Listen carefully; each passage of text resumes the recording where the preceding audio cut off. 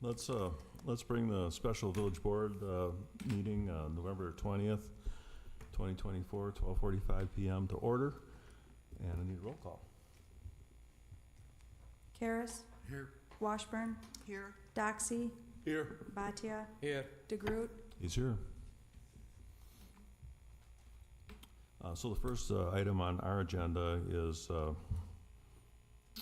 this discussion and possible motion to approve Resolution 24-2024, which amends the 2024 budget related to the purchase of tasers for the police department.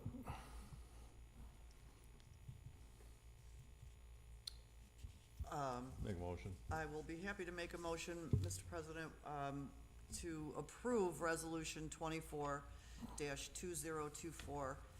to amend the 2024 budget related to the purchase of tasers for the police department. Second. So there's motion and a second. Is there any further discussion regarding this? We had this conversation at the COW meeting. It was a very interesting and informative one at that. Considering the other ones are outdated and beyond their useful life, and like we talked about at the meeting, and the technology available with these, I think that it is a good idea, like we all agreed at the COW before, that this is a good purchase. Definitely. Yeah, we echo the comments, absolutely. All right, being this is a resolution, let's do roll call vote. Karas. Aye. Washburn. Aye. Doxy. Aye. Bhatia. Aye. DeGroot. Aye, motion carries.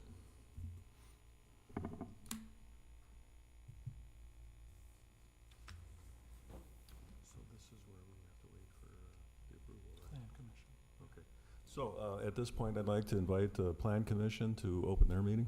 Actually, let me just see this. We have another item. So Plan Commission will open at 1, so you can either wait until they open, and do we expect more Plan Commissioners here? Or don't we know? Yeah, Okay, so then I would recommend we just wait till 1 and then see who from Plan Commission shows up. Okay. So we are in standby mode. We have a quorum regardless. Right.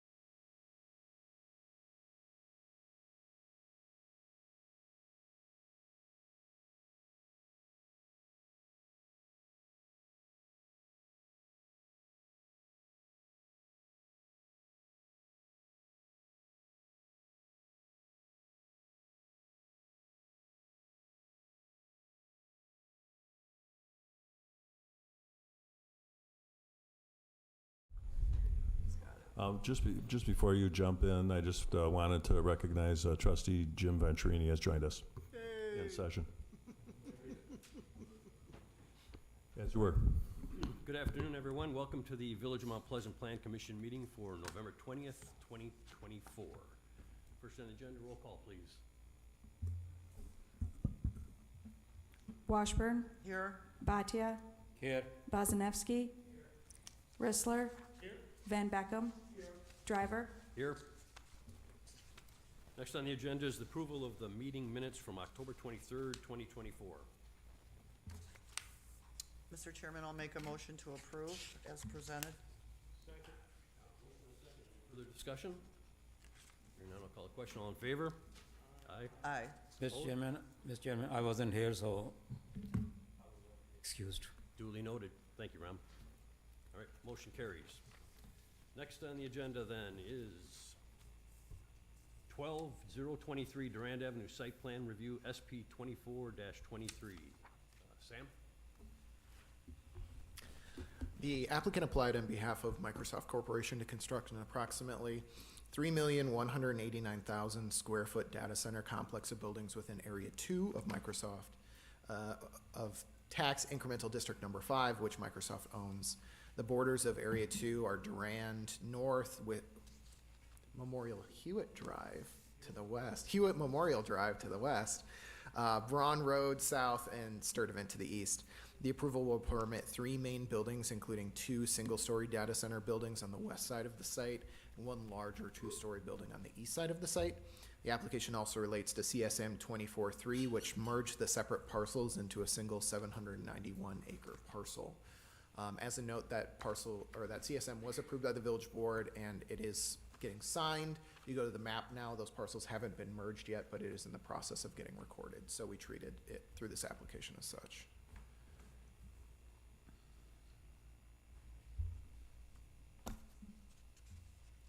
The application complies with the land use element of the comprehensive plan.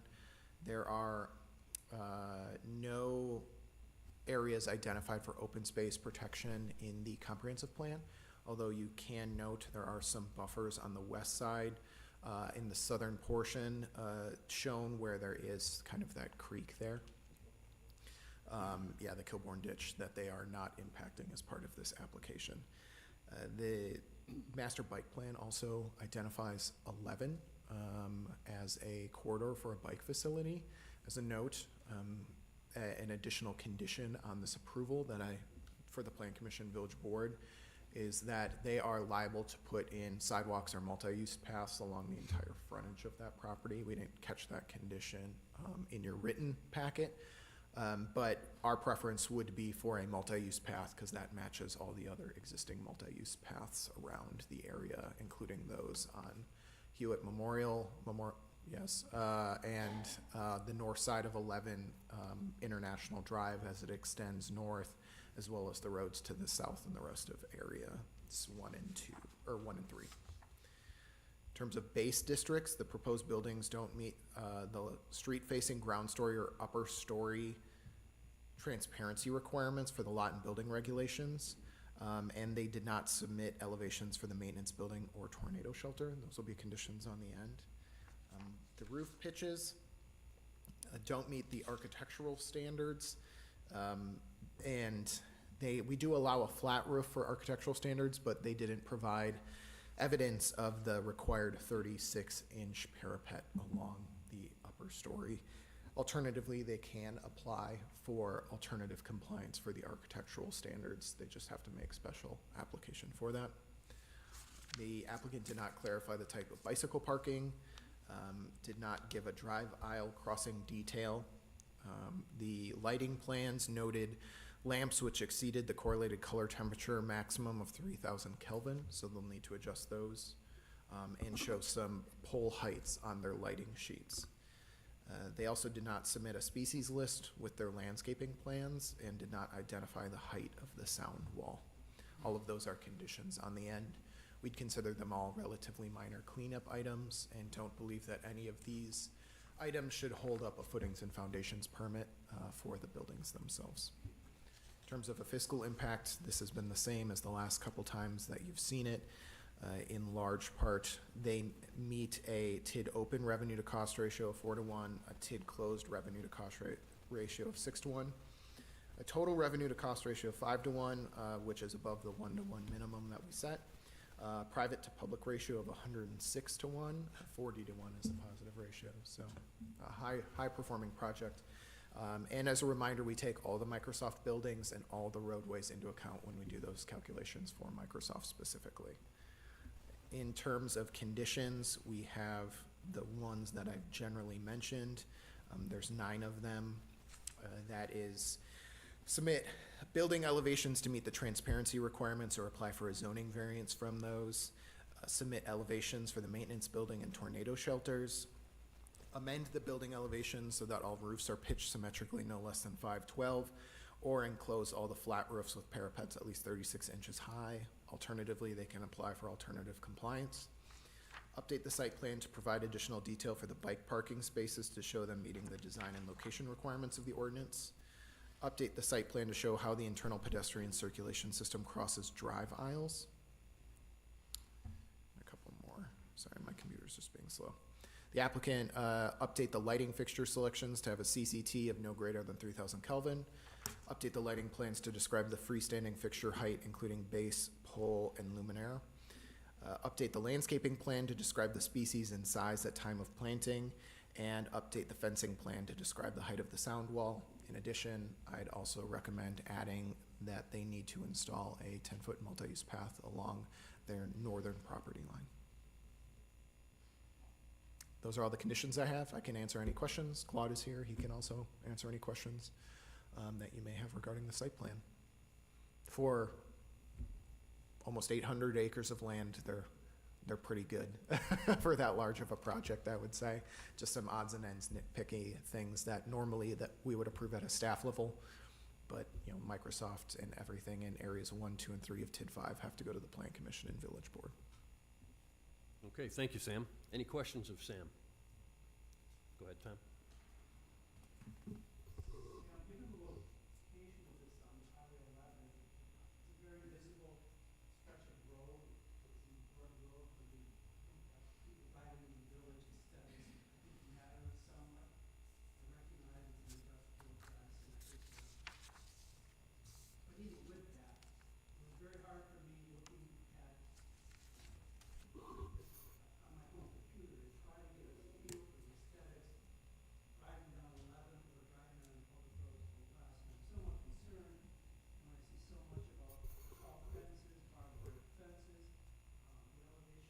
Do you want to check your mic? I don't think you're on. Right down from there, the bar. Here? There you go. Okay. Yep, now you just. There you go. Houston, we have a problem. In any event, can you just address how the aesthetics are going to appear from 11 and whether or not the staff is satisfied with the presentation of this project to the public at large? Yeah, I mean, it'll definitely look like a data center building. I don't think there's any way to hide that specifically due to the amount of utilities that go into supporting it surrounding these buildings. I think a good example of generally what it'll look like is if you go and look at the one in Area 3B, the larger building in the back, actually both of those buildings are good examples. So 3B has the smaller, shorter building in the front closer to 90th Street. That'll be very similar to the 2 buildings on the west side of the site plan there. Those are generally about 24 feet tall, and you know, they'll be set in this site plan behind a pond and some landscaping, so they'll be pretty far off the road. You'll be able to see them in the distance, and I think from that perspective, they'll look generally like a lot of other industrial buildings do, perhaps with more utilities coming out of them. Then the larger building, both in Area 3B that's under construction now on 90th Street in the back that you can see, will look very similar to the large building you have on the east side of the site here. And again, these are set, you know, a few hundred feet off the road. There will be utilities, a sound wall. If they go with a sound wall height similar to the other areas, that'll be a wall height that's over 30 feet tall. So a good portion of the building will be hidden behind that. And then there will be landscaping as well, buffering between that wall and the front street. So I think there's a few layers. It's not that the buildings will be invisible by any stretch. People will be able to see them, but they'll be set back a good distance. They have some metal paneling that varies in color to help break up those long facades, which is nice.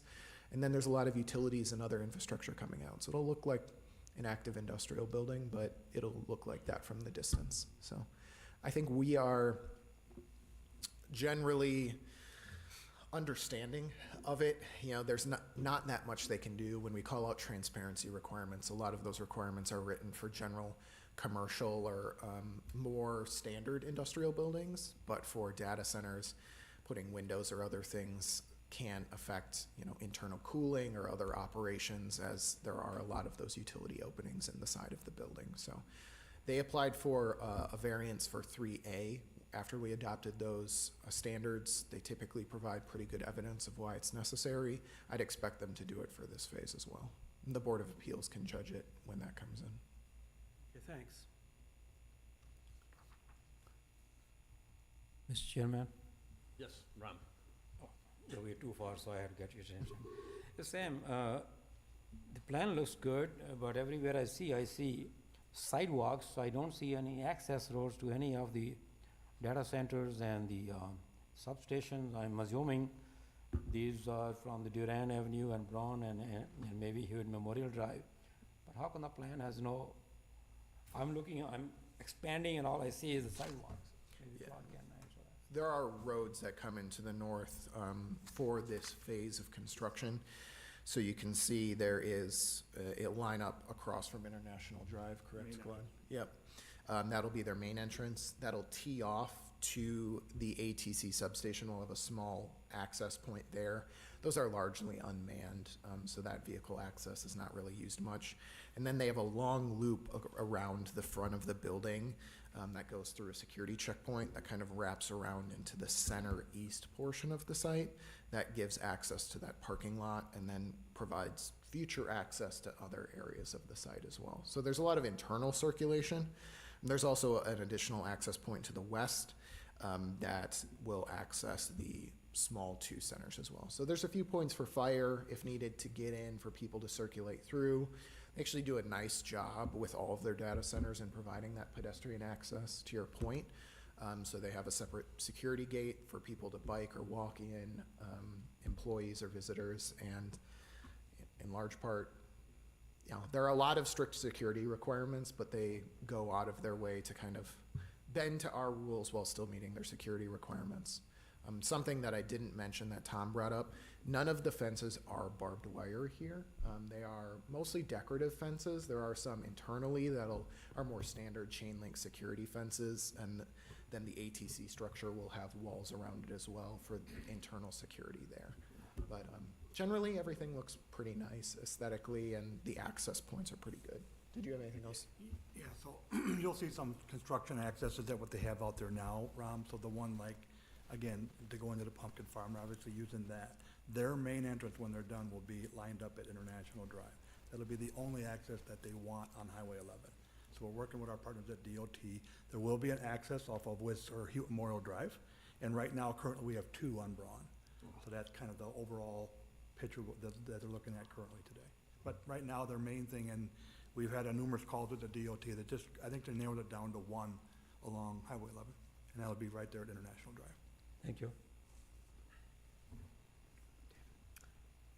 Go ahead, Tom. Just, since this is a site plan review, just can you provide some assurance that the wetlands, surface water, runoff, all those mitigation efforts have been planned for and approved by the requisite people? Yeah, they submit all their plans to the, both third-party review through Kapoor, and Tony, the Public Works Director, reviews them before we grant approval for it.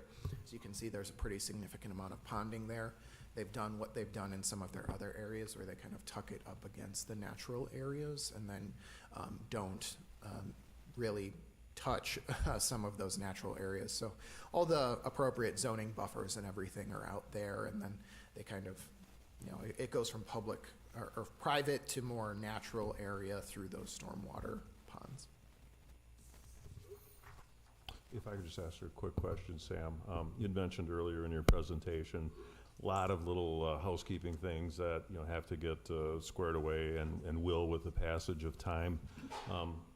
I'm assuming if we go back to the original Phase 1, Area 3B, you know, site that went in, you had similar situation where, you know, let's get the footings and foundation in, and, you know, we're gonna, you know, pencil in and color in the other things, you know, as, you know, they become a little bit more germane. So I'm assuming that if staff was happy and the plan commission and the board have been happy in the past, that's kind of the path that we're gonna take in this one too. Yeah, exactly. That is what they have been doing, is kind of phasing in their sites. Normally, we expect all the site plan stuff up at front, but normally we don't review 800-acre sites at once. So we understand that it's a lot of site design for them to go through, and things as they go out and grade or start construction kind of change. For both areas 3B and 3A, they have given us 3 or 4 site plan packages, and they understand that they reapply every time, and they pay their fees and come in, and we update it appropriately. So, for example, the species list for the landscaping, they met the quantity requirements and the locational requirements. We just need to know exactly what they're planning, and they'll update that as they have in other phases. Chairman Driver, I'd like to make a motion. I'd like to make a motion to approve the site plan for 12023 Durand Avenue, review SP-24-23. For the planning commission, I second that. We have a motion and a second. Any further discussion? Subject to all the conditions, yes, including the one that Sam added in regards to installing the 10-foot multi-use path along the north property line. Motion and a second. Any further Second questions? that too. No further questions. Any public comment on this? Hearing none, I'll call the question. All in favor? Aye. Opposed? Motion carries. Okay, so for the village, we need a motion. Mr. President, I move to approve the site plan related to 12023 Durand Avenue SP-24-23 as presented, including all the conditions as presented. Second. So I hear a motion and a second. On the board's behalf, is there any further discussion? Nope. That being the case, we'll do roll call. Karas. Aye. Washburn. Aye. Doxy. Aye. Bhatia. Aye. Venturini. Aye. DeGroot. Aye, motion carries. So with that being done, we're gonna have a motion to adjourn, and we'll gavel out, and then from the board's perspective, and then the plan commission will carry on. Move to adjourn. Second. Motion and second to adjourn. All in favor signify by saying aye. Aye. We stand adjourned. Thank you very much.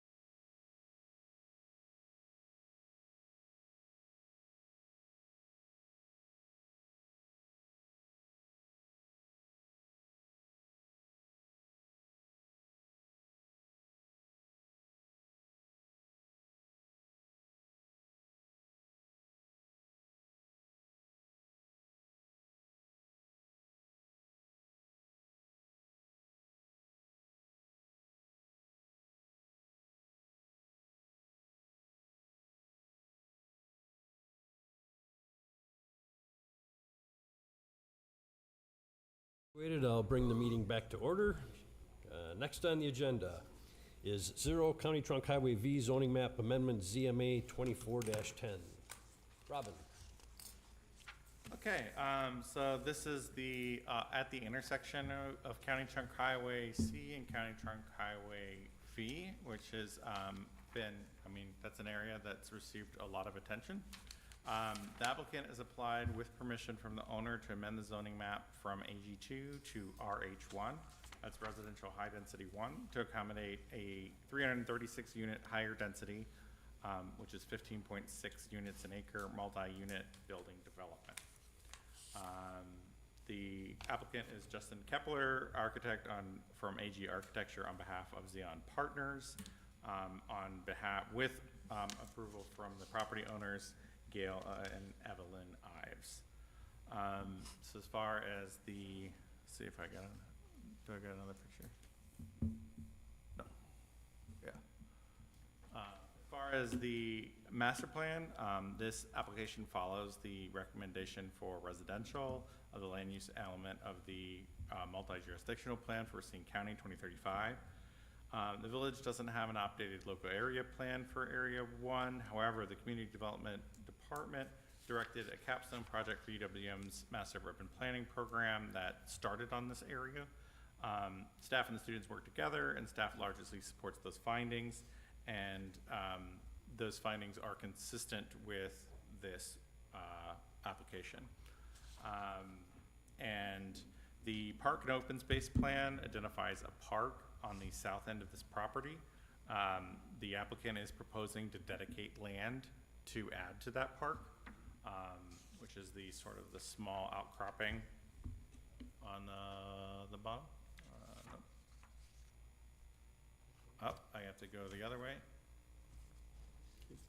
Forward is back and back is forward, and I'm all lost.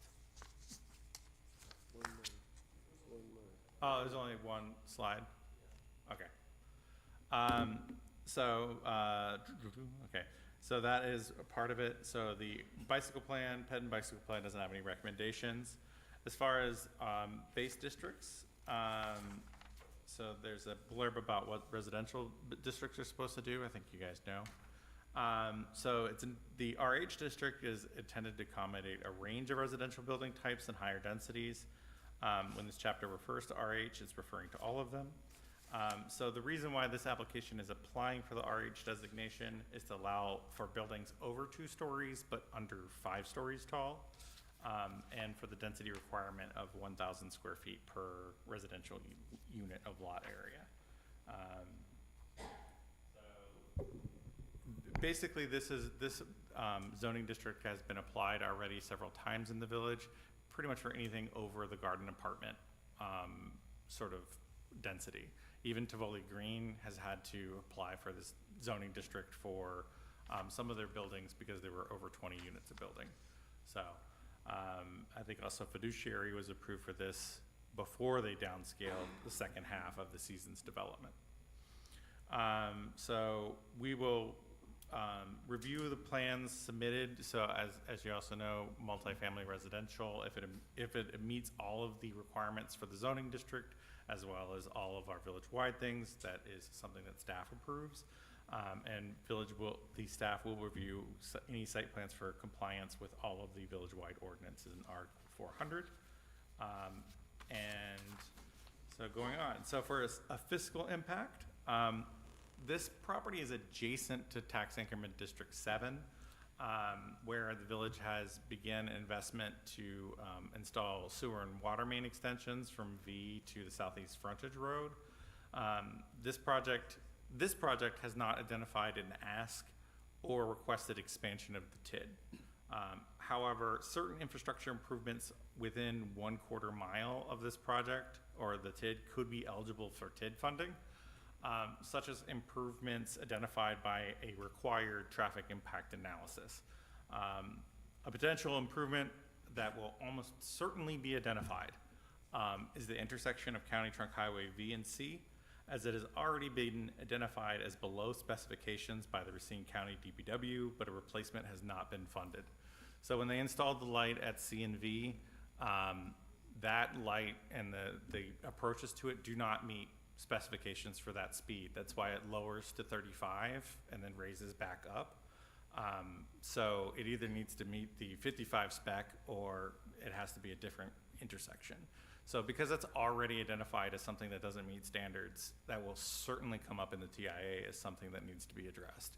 And we're saying that rather than being a sort of a project killer or something like that, the available tax increment district within a quarter of a mile could be tapped to do that. So the fiscal analysis spreadsheet is sort of before you. I'll do the summary ones, but just like in Microsoft, we are assigning costs to maintain and update roads that we don't necessarily maintain on our books to kind of have an apples to apples comparison. So this is assigned for replacement costs and maintenance of county trunk highway C and V.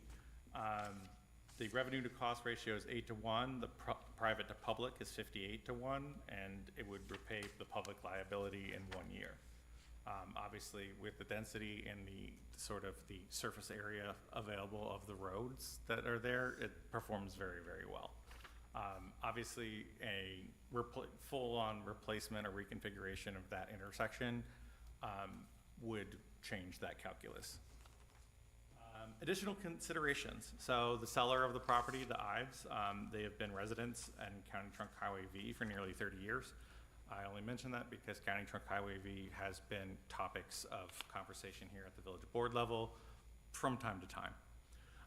The property has been on the market since 2020, and there's been a huge sign, huge, like 32 square feet on that corner, advertising it for multifamily residential development that entire time. So it's been a while advertised for this purpose. People probably have gotten used to that.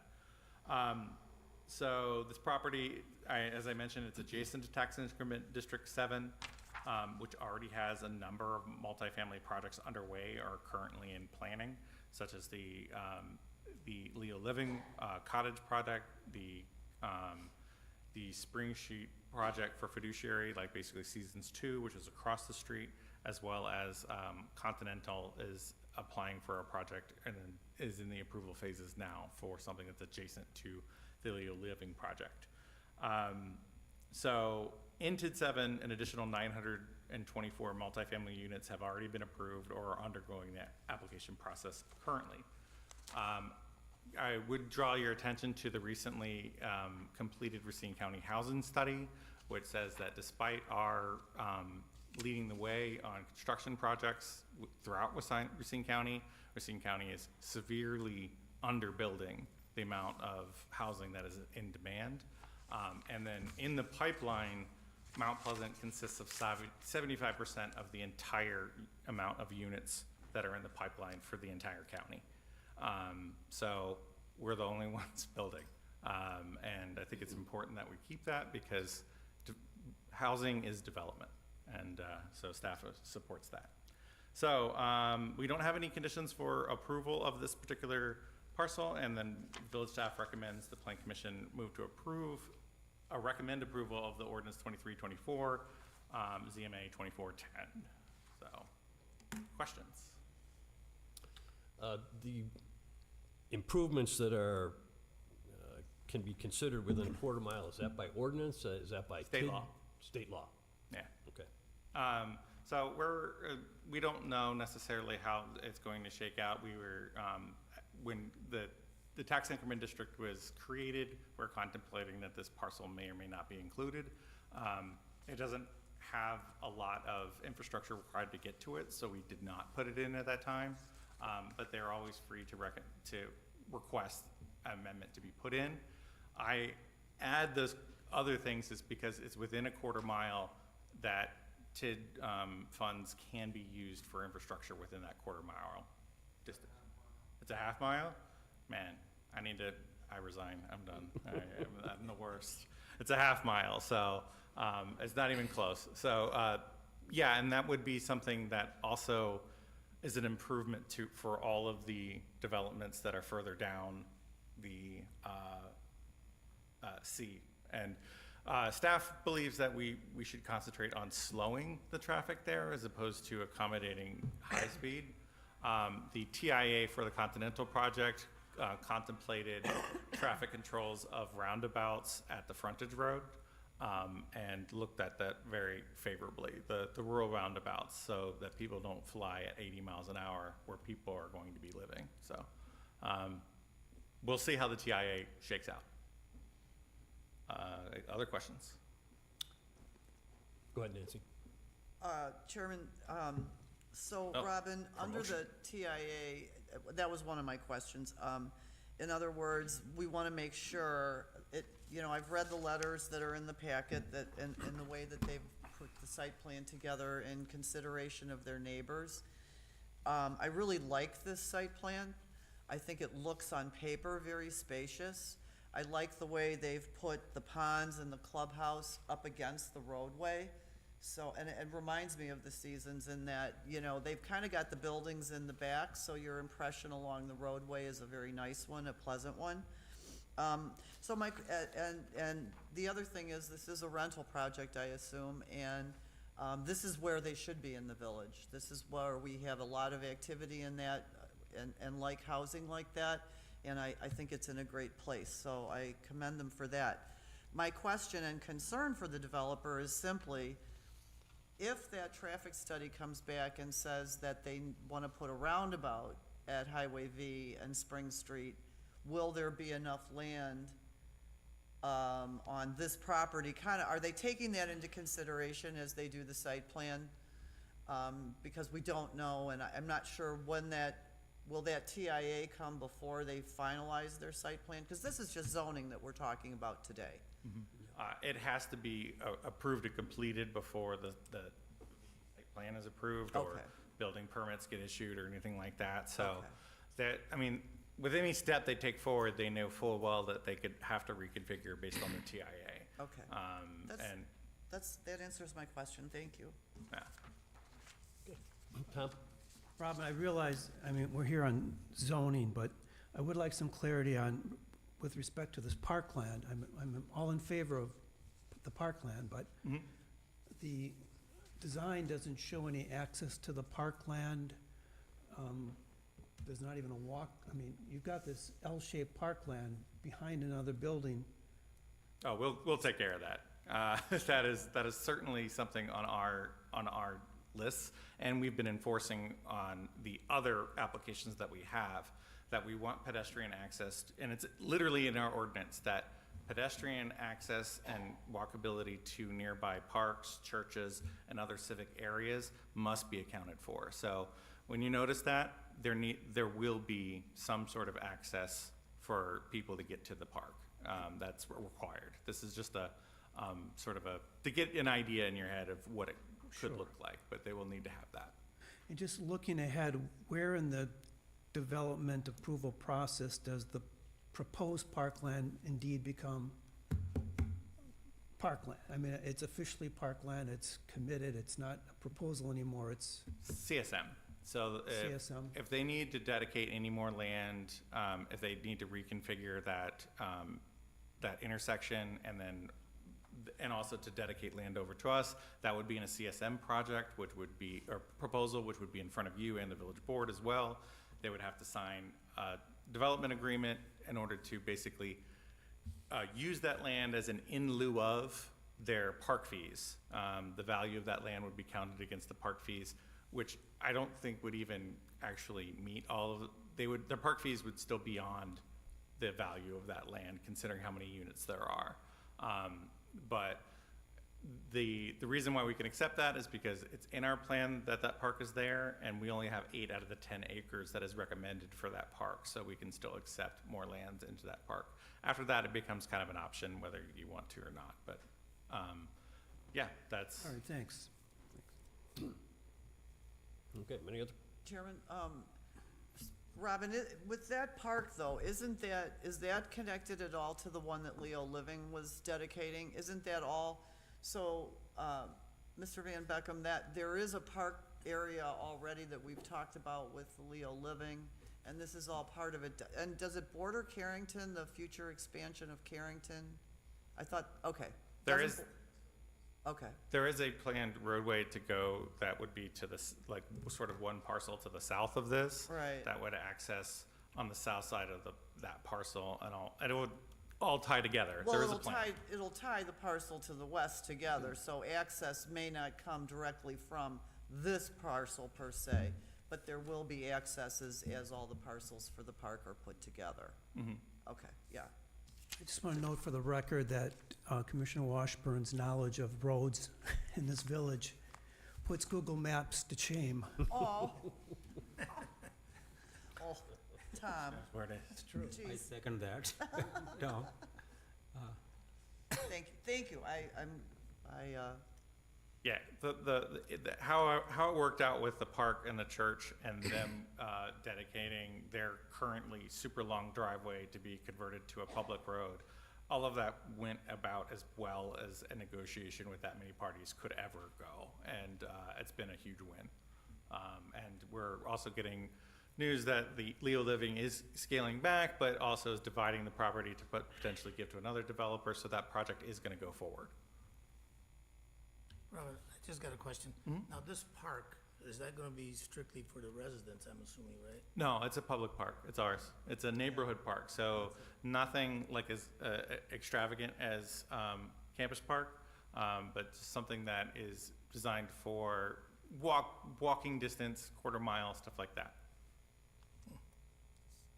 as I remember, there's some natural resources in there too, so it'll be, you know, more like a park that's like the the Pike River pathway, you know, it's a walking trail, a bicycle trail, more of an enhancing of the natural amenities that are, there's a lot of them in that area, Tosh, so, you know, it's gonna be very nice, but it will be more of a natural resource type Yeah, of the a- park plans have like a set list of stuff that goes into a neighborhood park, and like, it gets up to the point where, like, you know, sort of a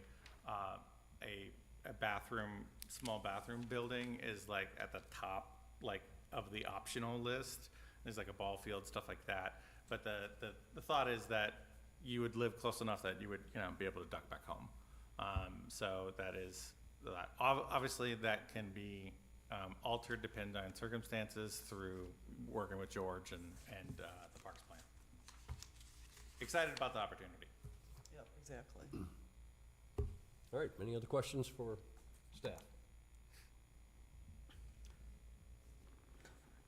Mr. Chairman, I'd like to make a motion. Please?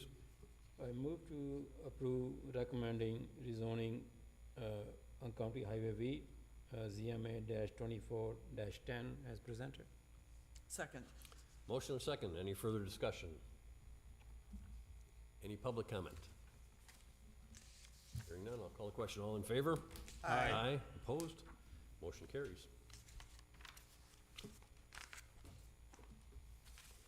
Next on the agenda is 8626 Gidding Roads zoning map amendment, ZMA 24-11. Mr. Chair, members of the commission, the applicant applied to amend a portion of the property from AG2 General Agriculture to RL1 Low Density Residential. This application coordinates with the settlement at Hoods Creek Addition Final Subdivision Plat, which is next on your agenda, FSP 24-4. The application follows the land use element of the multi-jurisdictional comp plan. Neither the master bike plan nor the park and open space plan contain any recommendations for this subject area. Again, they're looking to go into low-density residential, primarily intended to accommodate one or two family structures. The new buildings in the district will have to meet the detached houses regulations, and the RL districts allow one or two household units per lot, use types by right. In terms of development, the development in this district will have to meet the village-wide regulations when they apply. And then, of course, zoning map decisions are legislative decisions by the village board that you all recommend. We only recommend one condition for approval, and that is the revision shall only occur after the property owner records the settlement at Hoods Creek Addition 5 subdivision plat at the Racine County Register of Deeds. We can't split zone properties, so they'll need to record the plat, and then this zoning will apply to those properties contained within the final plat. That keeps, we've moved towards that, in the past, you had these large parcels in the village that were all zoned RL1, but when we adopted the new zoning code, we have maximum lot sizes now. So developers can't just blanket zone huge tracts of land something without corresponding, subdivision plat to apply those standards to those individual lots that meet the lot size requirements. Other than that, yeah, another addition to settlement at Hoods Creek. It'll look pretty much like the other additions and will contain the same zoning regulations as those other additions. Good. Do you want me to, I can go right into the final plat if you want to kind of take them both as a package Sure. together? I think that's a good idea. For the final plat, so this is the 5th edition of the Settlement Hoods Creek subdivision. It encompasses about 21.5 acres located north of Giddings Road. And the village board approved the preliminary plat for the subdivision with PSP 24-2. As a reminder, when preliminary plats are approved and someone submits a final plat within 3 years, you more or less have to approve that final plat if it coincides with the approved preliminary plat. That's per state statute. So this is the exact same thing that you saw a month or 2 months ago, more or less, so that contingency definitely applies. Again, no recommendations in the comp plan for parks or bicycle facilities. We do have a couple conditions for approval. For just seeing some homeowner association documents, we just want to see the ones that are going to be recorded. The applicant did provide ones from previous phases, which this will match exactly. The developer per ordinance will need to sign a development agreement approved as to form by the village attorney. We included a copy of that development agreement here, so that'll be in front of the village board in early December. The applicant shall file the plat and gain approval from DOA before the clerk signs the plat.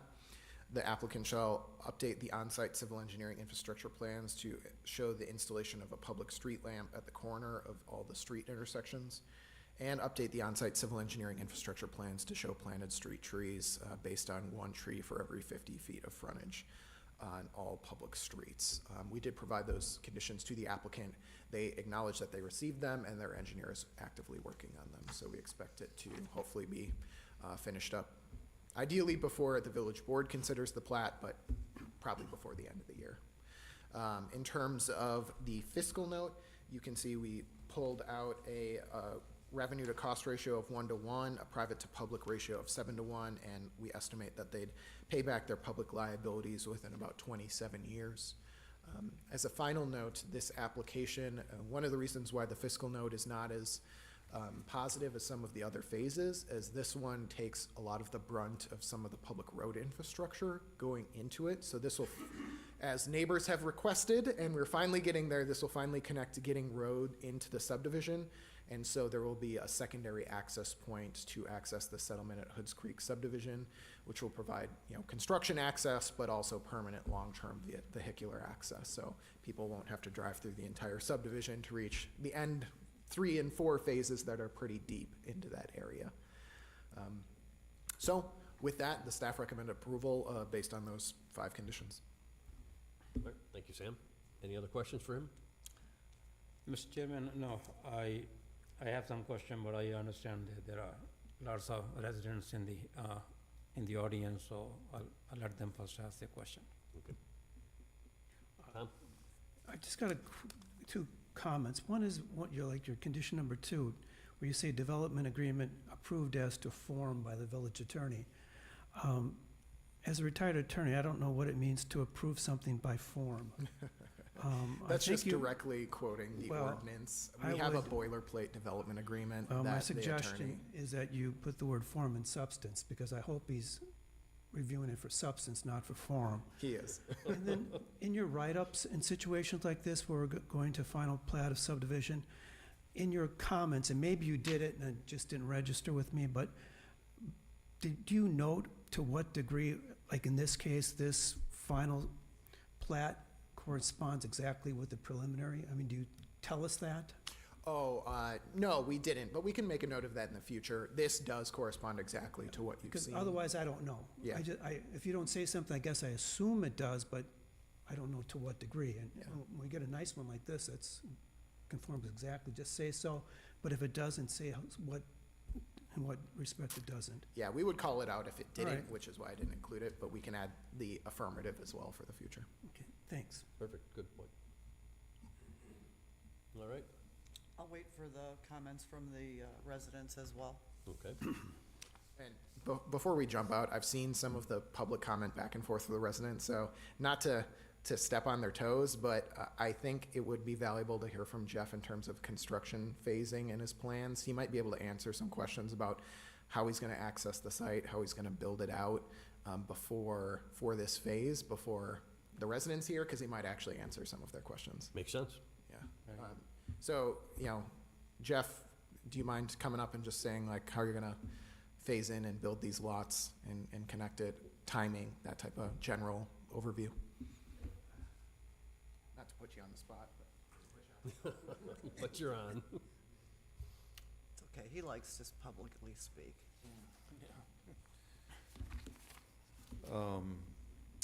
I would say as of today, I don't have a construction procedure. Just for a second, could we get your name and address, please? Jeff Right. Badke, 1412, 136th Ave, Union Grove. This will not just miraculously transition to Giddings Road instantly. It will transfer after the next phase is built.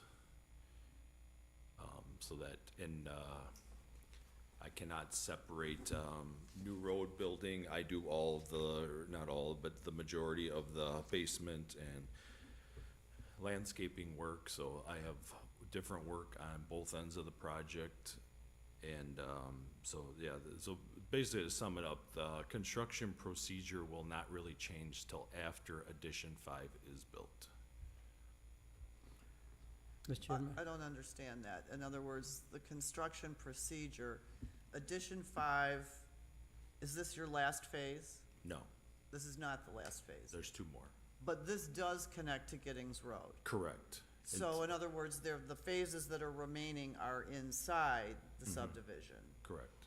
So for these lots, your construction when you're bringing in equipment to grade, when you're bringing in stone trucks and so forth, all of that'll come off of Giddings Road. The won't it? majority of that will, yes. Okay, so I think that's really when they were talking about a process. Mhm. Mr. Badke, I think that's what they mean, is, you know, they're kind of tired of seeing all the construction vehicles and so forth running through the existing subdivision. So I think it's important for them to recognize that your access to this is from Giddings for your construction For purposes. majority, I will definitely not say 100% though. Well, Mr. Chairman, I think that's the question and concern I had, but no, I want to be clear when you say off Giddings Road, because right now, this subdivision also have access off Giddings Road, so I want to make Oh, sure when this you new take off Giddings Giddings Road, Road. is off the Hoods Creek path, correct? Say that again, Rob? Would the construction, all the construction vehicle would go from getting via of the Hoods Creek path or through the settlement creek? It all until the road is stoned, that's gonna be on both directions. No, They I guess the question is, you know, like Nancy said, off Giddings Road, all the roads, the current settlement creek also goes to Mhm. Giddings Road. So this phase, which shows that the Hoods Creek path will also be going to Giddings Road. Yep. So my question is, I want to clarify, is your construction crew and all the vehicles going to use this Hoods Creek path or one of the existing Not roads? until talking about Hoods this. Creek path is physically stoned to Giddings Road. Okay, so all the construction will go through that. Once it is stoned, So you're gonna be There- doing your site grading and everything from the existing accesses, that's what I'm hearing. both accesses. So once it's stoned, then Anything that- everything will come in off of Giddings onto the new access. Correct. But until then, you'll get as much as you can of your grading equipment and so forth in there. Yes. I mean, once your grading equipment goes in, it sits. Correct, You yeah. know, that's not going back and forth. Yep. Stone trucks are gonna wanna come in this way, I Correct, would yeah, think. yeah. Pipe trucks are gonna wanna come in this way. Vast majority, yes. but Paving will not wanna come in 100%. this way. They all will come this way. Paving will wanna come in, right? Asphalt, they're gonna yep. pave up the new road, they're not gonna, Yep, yep, if there's no connection from the old road, they've gotta come in here, so. correct. So I think that I think the majority of the construction process is going to be accessing the From new the- access From the Hoods Creek path. on, yes, Yeah, that's what I wanted to yeah. clarify, for the residents, okay. Okay, any other questions of Jeff? I have questions for him, but I think we wanted to hear from the We want to hear residents from the residents, beforehand. okay. If there's anyone Thank else you, in the Jeff. audience that, Anyone here that would like to speak? Please, up to the microphone, name and address, please.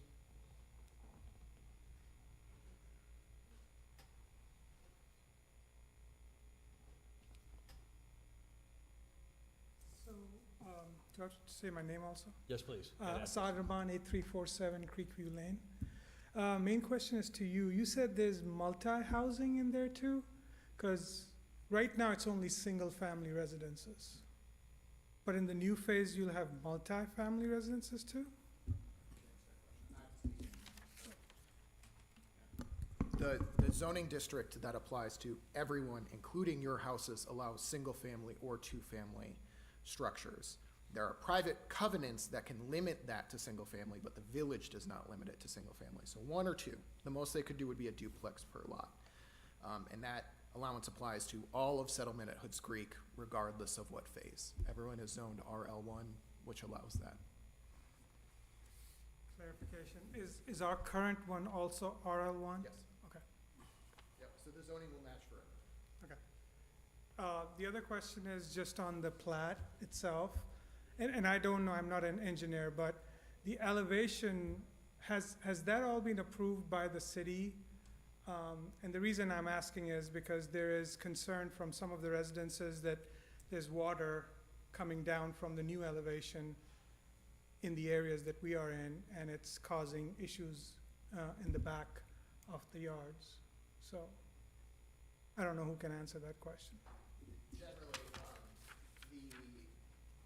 Generally, the village engineer approves all the grading plans. This hasn't been finally approved yet, but they are going through the comment process. So I'd recommend you just reach out to the Public Works Director, who's also the village engineer, to let him know your concerns as he's reviewing it. But they review it against the village ordinances. Generally, they'll try to accommodate any comments as they see them. So reach out to Public Works and let them know. But no one here does the grading review for the specific elevation heights. and Chairman, if I Yes. might, sir, if I might just add to that, Sam's correct in that, our village engineering department does all of the engineering reviews and so forth. But within our code of ordinances, it does protect the abutting property owners. And his grading plan, regardless of where you all sit now against each other, within his grading plan by code, he will be required to not drain off his property onto abuttings. His drainage system that will be designed within that subdivision will all drain back into his own ponds or into whatever, into the roadway, into the storm sewer system. But within our code of ordinances, it prohibits a developer from bleeding off or leaking water off onto abutting properties. So you will be looked at. They'll be having to shoot the elevations of the neighbors around the subdivision so that they'll know how to make those grades work so the water runs away from the existing properties, if that's helpful. No, that's helpful. But until that is done, we'll see some water, because that is not complete yet, is what I'm understanding, right? That comes when we have site plan approval. Right now, we are at a different phase of the project. We are talking about the zoning, and the item on the agenda is a plat application, which you can see on the screen. But when the site plan comes to the planning commission and village board, like trustee Washburn said, that's where you have all the details about the grading and the stormwater and the ponds and. Having said that, though, it sounds like your problem is current. Is that what you're telling us? Correct. Okay, so you're So not, that's something that you and Jeff might be able to work out somehow, if there's a way that he can divert some of that in the meantime, that would be something you two should talk about and work out together for the moment, Okay. if you can. Yeah, Jeff, if you're aware of what he's talking about? I am aware it is actually the opposite of what the impression is. He lives behind. can you please come so we all can hear?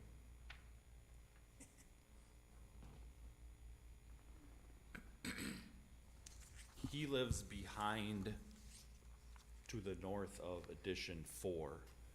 His backyard has a new lot that has a walkout.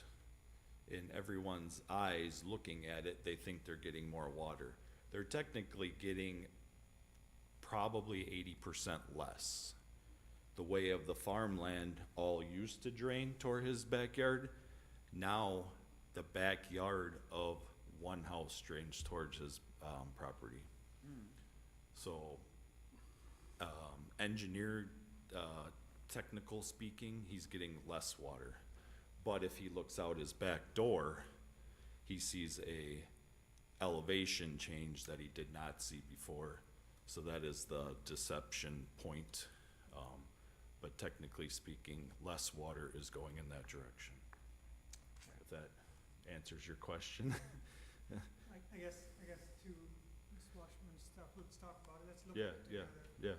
Because when you walk in that area, Mm-hmm, I can feel more water sure. than before. But we can talk about it. Yep, yep. Walk it together. That would be terrific. That's the best way to solve it. Yeah. Yeah, thank you, gentlemen. Anyone else would like to speak, please?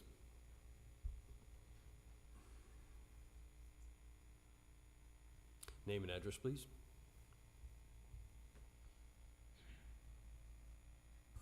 I gotta go low for me. My name is Karen Seitzman. I'm at 8346 Creekview Lane.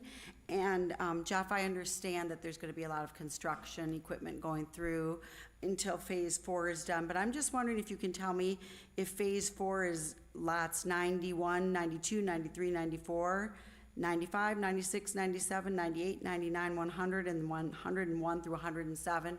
Or is it actually gonna be extended further down Creekview Lane? Or is what is there now actually encompassing all of phase number 4? Phase 3 is 91 through 97. Okay. Okay, so great. So then phase 5 will actually be the picture of what you have up there.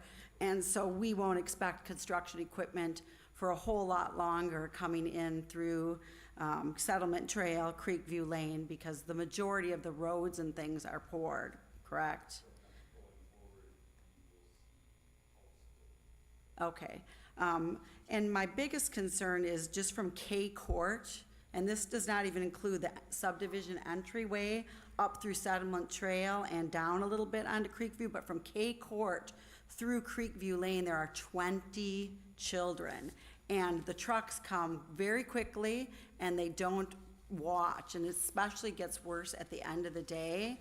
Of course, it's worse during the summer months, but I think we really need to be, keep that in mind. I don't think you want any kids getting run over, neither do we. And I mean, that's a huge amount of traffic coming through those main streets where there are kids playing. So just a huge concern there. So to me, the quicker that we get things coming off 100% off Giddings Road, the safer the subdivision will be. So, thank you. All right, thank you, Karen. Anyone else like to speak? Please.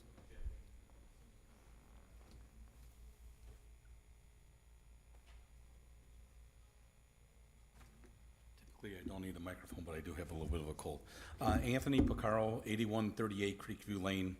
I'm the vice president of our current HOA. Jeff, I just want to make sure, this is coming off of Giddings Giddings would be at the bottom, going up to where, okay, just want to make sure of that.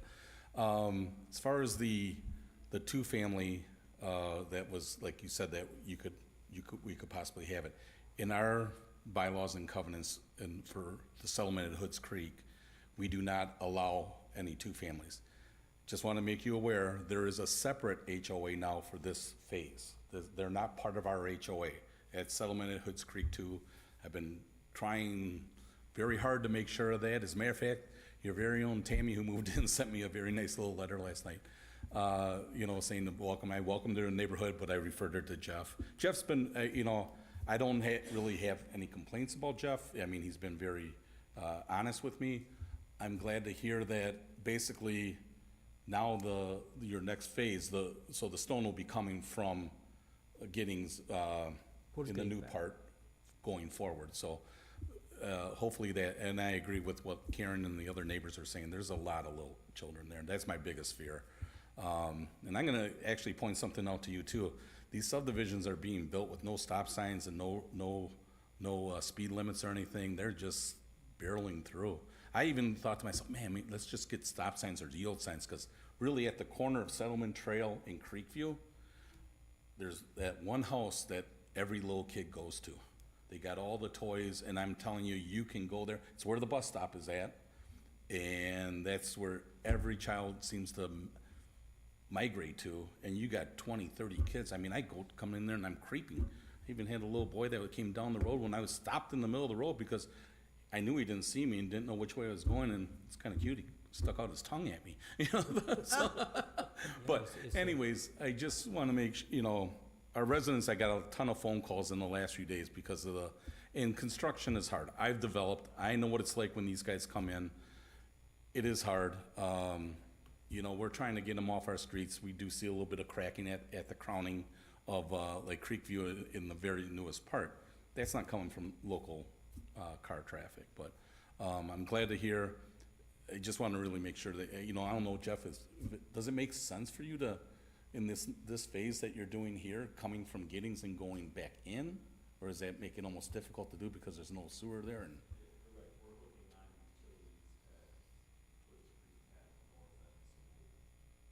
come back, okay. The more that you can get there and we can direct it that way, I think the better and happier everyone's gonna be. In the last phase, we trucked in approximately 800 loads between Cumming and Golden. And I can tell you that, at round numbers, 650 of them came off of a farm access dirt road to make. Yeah. Good. Yeah, which is good.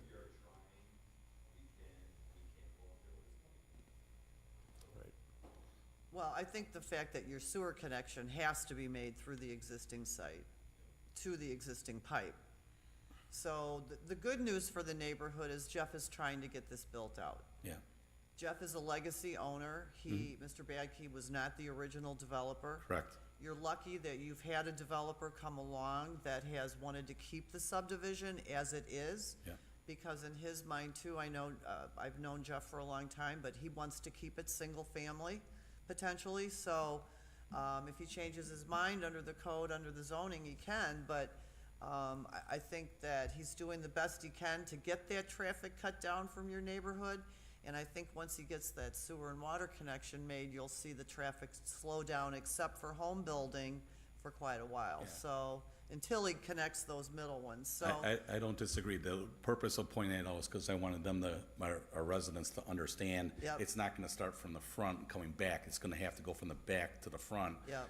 Mainly because of the construction process. Right. And I just wanna make sure of that. And like I said, we're two separate HOAs. We only have one little item of business left over with him. Yep. And that's the pond that's on Creekview Yep. has to be turned over to us.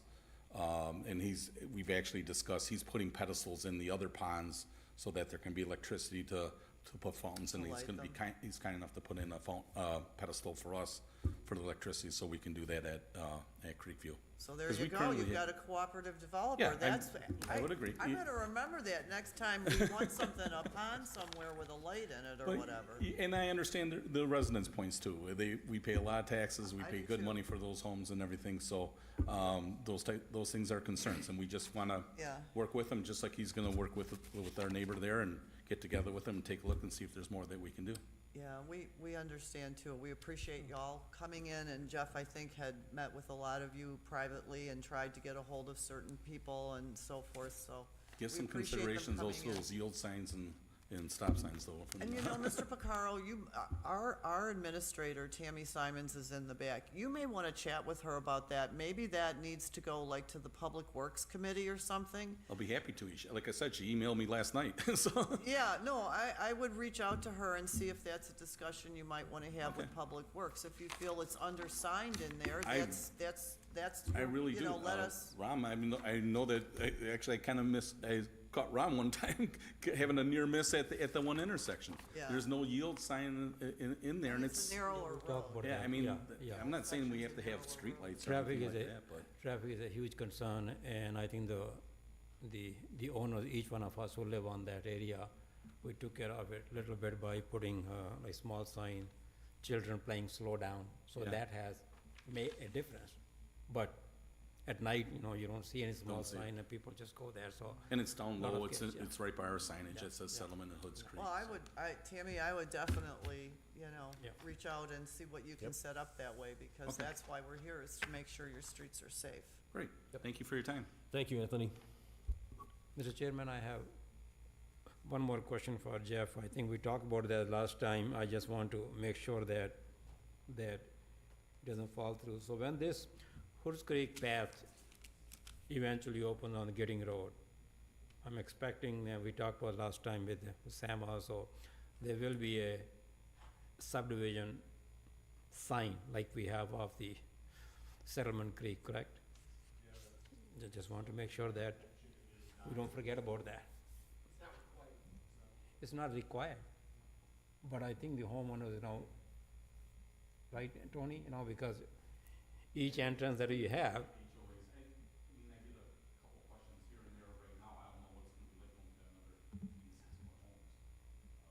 It's not required, but on the other hand, if you have a subdivision and the sign is only on one extreme end, and anyone coming from the west side, from Fonche Road and everything, yeah,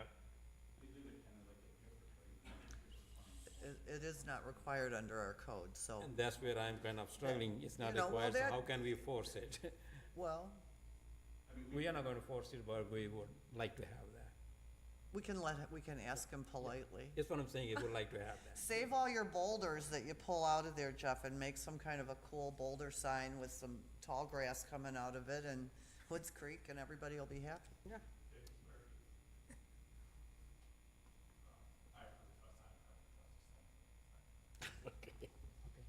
All right, All right, Mr. Chairman, yes. I would like to make a motion, if there's no other questions for the staff or the developer, I would like to make a motion to approve the zoning map amendment for 8626 Giddings Road, file ZMA-24-11. You want to make the motion for the plat? No, that's a separate Separate. motion. I second that. Motion and second. Any further questions or concerns? Any further public comment at all? Hearing none, I'll call the question. All in favor? Aye. Opposed? Motion carries. Mr. Chairman, behind that, I'll go ahead and make a motion to approve the final plat application for 8626 Giddings Road, FSP 24-4. Motion and a second. What do you second? Any further discussion? Any further public comment? Hearing none, I'll call the question. All in favor? Aye. Opposed? Motion carries. Go for it, Jeff.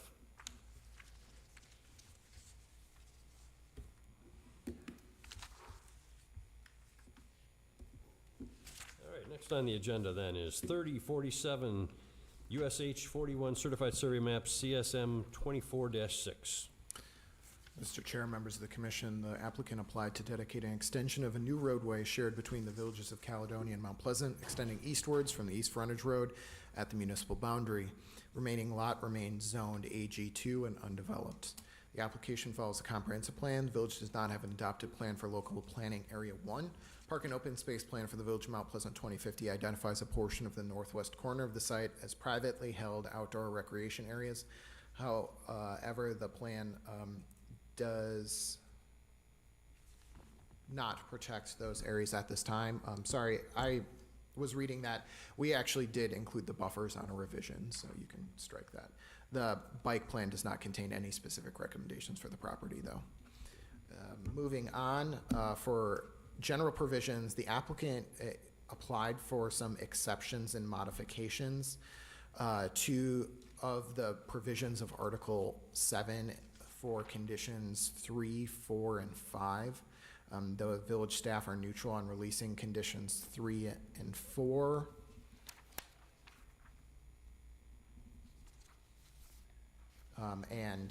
Which is, they got renumbered, but we'll get into the conditions in a second. Essentially, there are some issues with the minimum lot width, but that was condition number 5, but we solved that by labeling it as an outlot. I apologize. There were some between when we drafted the executive summary and today. There were some revisions in the time being. So we've been actively working on it with the applicant to get it cleaned up.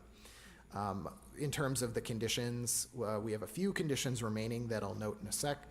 The developer did not propose any new development for the project. So as a fiscal note, the staff estimate with approximately 88 acres of future industrial development and 155 new residential units, that the village should target a post-development value of at least $1 million an acre, considering there are likely local roadways connecting to future residential development that the village staff cannot yet model. So that kind of coincides with our general goal for about $1 million an acre in new development. The conditions are as follows. The applicant shall update the map to reserve 80 feet of roadway centered on the east line of the northwest quarter section 6. That line you can see is kind of right at the edge of the map in front of you, the eastern line. That is where Carrington Boulevard would eventually extend all the way north into the village of Caledonia. The village staff believe that's an important connection, but it's not designed yet, so that's why we put it in as a road reservation for an 80-foot collector, but not a roadway dedication. That'll note on the CSM and future people looking at a survey that there is a roadway reservation there, but we could, the plan commission or the village board could amend that reservation in the future if it weren't needed in the future, or if it moved east or west at the time of final engineering. The applicant. Sam, I just wanted to keep things straight in my head. These conditions you're talking about now are the conditions you referenced in your write-up, or are these the Correct. conditions at the end of our resolution to approve something? The only conditions left are ones that are remaining that we recommend. Okay, so now you're talking about the conditions referenced in your summary. Some of them, yes. All right, sorry, thanks. No, you're fine. So that's why we recommend that roadway reservation. We believe Carrington Boulevard, and that location really sits on both the section line as well as it's more or less halfway between where V and the frontage road are, so it's spaced nicely. We also believe that roadway in the future would provide some nice buffer between, all of this area is comprehensively planned for residential right now. However, looking at the way Caledonia is developing to the north, with industrial, we would expect some of the lands out here along the frontage road, when utilities eventually get there on the Mount Pleasant side, to be developed with future industrial. That seems to be the highest bidder for that land out there right now. That said, so that 80-foot buffer would potentially provide a nice buffer for industrial lands on the west in Mount Pleasant. We have a lot more existing homes on the east along V on the Mount Pleasant side south of the Caledonia line. And so that would provide a nice buffer area there. So for all those reasons, that's why we recommend that roadway reservation, but not a dedication. Moving on to 2, the applicant shall update the map label for the shoreline zoning boundaries and the village shoreline boundaries. Right now it references those as county boundaries. They're actually village boundaries. That's just a text cleanup. 3, the applicant shall update the map to provide a 50-foot non-access restriction and planting area that states our standard language along the east frontage road. That is required via ordinance. So I have to put that in as a condition because it doesn't appear on the map. You all have the power to, consider that, whether that applies or not. As a note, the applicant doesn't agree with some of these conditions, and so you'll hear from them in a sec. They can advocate for themselves, but that one comes directly from ordinance, so I don't have the authority to remove it before it gets to you all. And then finally, 4, the applicant shall reserve at least one east-west and one north-south roadway, each 66 feet, so the property does not contain any potential block lengths greater than 1,200 linear feet.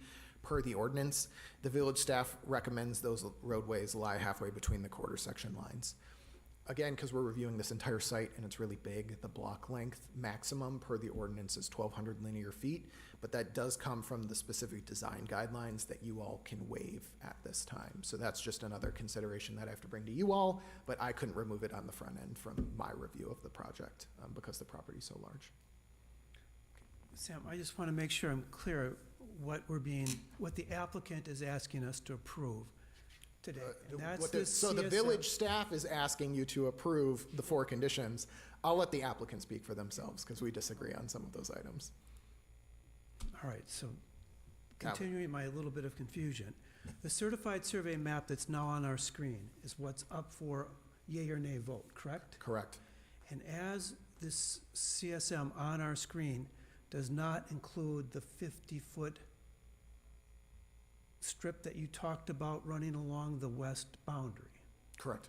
So if we were to, what the staff is asking us to do was to not approve this CSM or to approve it with the condition that the 50-foot strip will be shown after this meeting, but before this is recorded. Correct, the second option. Okay, all right, I clarifies that in my head at least. Yep. So we have 4 conditions to update the map. They should all be relative cleanups. It wouldn't affect the lot, configuration, or anything else. They're essentially just additional lines on the map that we could review at the staff level, which is why we included them as, conditions for approval as opposed to recommending denial or something else. Ultimately, we're not trying to hold up Caledonia's project. We like the project, and we like that there will be a new road kind of demarcating the municipal boundary. It's in the right place, and it's the right size, and everyone's worked well together. Ultimately, though, when I'm handed a map and someone submits it, I have to review it against the whole ordinance, and so that's why you're kind of getting a lot. I know the applicant disagrees with some of my conditions, but again, I don't have the power to remove them. You all do. So I'll let them make their case, and then it's up to you guys. Well, and I, Let's hear for it. one, I have no motivation to excuse to excuse or exempt a condition that's required by our ordinance. That doesn't seem to me something I'm inclined to do unless somebody really makes a great case, but. Well, yeah, there is that exceptions and modifications thing, so, the requirements, the findings of fact that you all need to find to provide those exceptions are, there's exceptional circumstances or unusual circumstances where a literal enforcement of the requirements would result in a hardship, preservation of property rights, such expectation or modification is necessary for the preservation and enjoyment of substantial property rights possessed by other properties in the same vicinity. C, absence of detriment, that the exception or modification would not create a substantial detriment to adjacent property and would not materially impair or be contrary to the purpose and spirit of the ordinance or the public interest. And D, a majority vote of the quorum of the Plan Commission shall be required to grant any exception or modification of this ordinance. So, But you all do have the power to do it. You just have to find that there's, exceptional circumstances, preservation of property rights, and an absence of detriment. But to did make not the those findings. staff take all those things into consideration when the staff said we should require that this 50-foot matter be shown on the map? I mean, you took these into account. We have the right to take them into account independently, but you took those into account. Yes, I did. Yeah, exactly. All right. Yeah, I'm so, sorry. yes, we Thanks. review the entire ordinance cumulatively. Ultimately, for a property this large, sometimes there are friction points, so that's why you all exist. All right, that was good clarification, Tom, thank you. I can answer any other questions you have regarding the plat. Again, we recommend approval with those conditions. I'm kind of anxious to hear what the developer is concerned about on Sam's comments. Okay. So, I have no further questions for No Sam. further questions of Sam, then if the applicant would come up.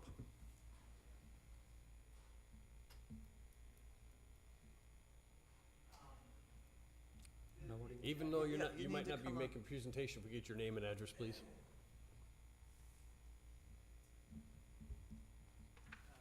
Alex Hintz, 7548 South Sanctuary, Franklin. I represent the landowner. The applicant is actually Ashley Capital. Would you like to hear from me?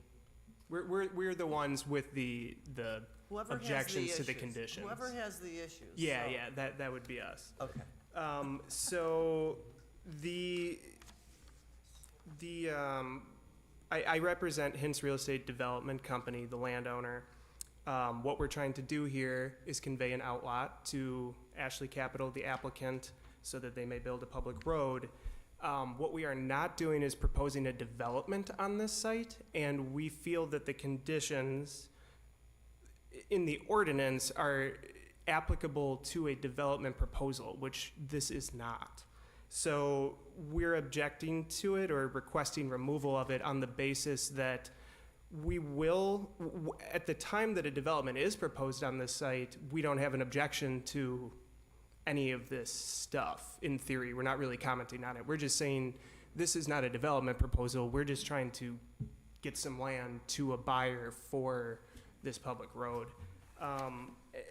We've also, I mean, I am not an attorney, but we've had conversations with our attorney.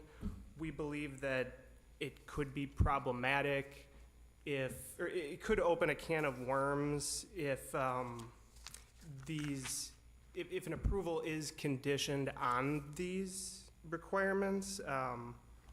We have gotten the opinion that it could constitute a taking, essentially. So I'm not saying that is what is happening.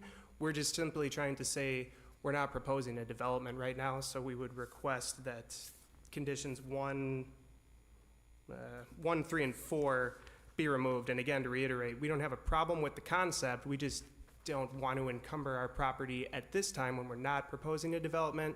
It's zoned ag right now. We're gonna have to have multiple conversations with staff. We'll have to come see you guys at Planning Commission, whether that's us, Ashley Capital at a future time, or a different third-party developer. We just don't feel that now is the time for those ordinances to be properly applied, if that makes sense.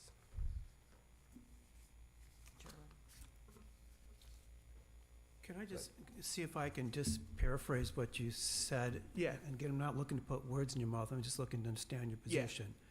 So, what I'm hearing is that the owner has this parcel now that doesn't have these 3 conditions imposed upon it. Correct.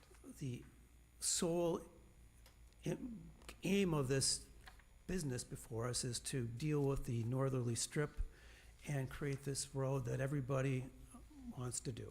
Correct. Both villages as well as this owner. Therefore, for the owner to consent to the strip being created, why should the owner now have to have its property, which is ag, encumbered by things that it's not necessary? Yeah, I think that's an excellent summation. We agree that those things will be required at some point. We just don't agree that now is that point. And the owner understands that if the village doesn't require them now, there's no waiver or pass being given today by the village by trying to impose them later. We don't want to hear the owner saying, well, Yeah. you didn't impose it in November 2024, what are you bringing it up now for? Yes, absolutely. And conversely, we feel that, Sam made the point before, you're not asking for a dedication, you're asking for a reservation. However, it's still something that exists now that we would have to come back to you later if there was some other condition and ask for a removal, rather than having it considered at the time when we're bringing a proposal. We understand the long-range planning, that it's extraordinarily likely the road's gonna go there. We understand the ordinance that at the time there's a development makes perfect sense and is required by ordinance to have a landscape buffer. We understand those things, and, we're not really making a comment on them, but yeah, I mean, off the record, I guess, yeah, we understand that those things will happen at some point. We just are asking to not be encumbered right now, when all we're trying to do is basically dedicate an outlot. Mr. Chairman, I think, let the owner present everything he wants, but I would like to give Sam a chance to comment on that after he's through. Yeah, I don't think I have any other further comments. I think that you summarized it quite well. Again, not an attorney, but I mean, we don't want to go down that road. We're not making a threat to go down that road, but our counsel just said, if the conditions are imposed, theoretically, an argument could be made that you're essentially exacting conditions onto us that we're not comfortable with. I didn't phrase that very eloquently, but. If I could just ask one question, of the representative here, isn't this owner benefiting from this as well as the villages? I mean, your guy is getting something out of this exercise. Yes, I mean, we are under contract to sell the parcel to the north, which is located in Caledonia. This road proposal exists as a condition of that. We have no proposed development currently for the Mount Pleasant property, which is the large lot on the CSO. But when you do, it'll be nice to have this extension put to bed. It's- think. I'm sorry, can you say it again?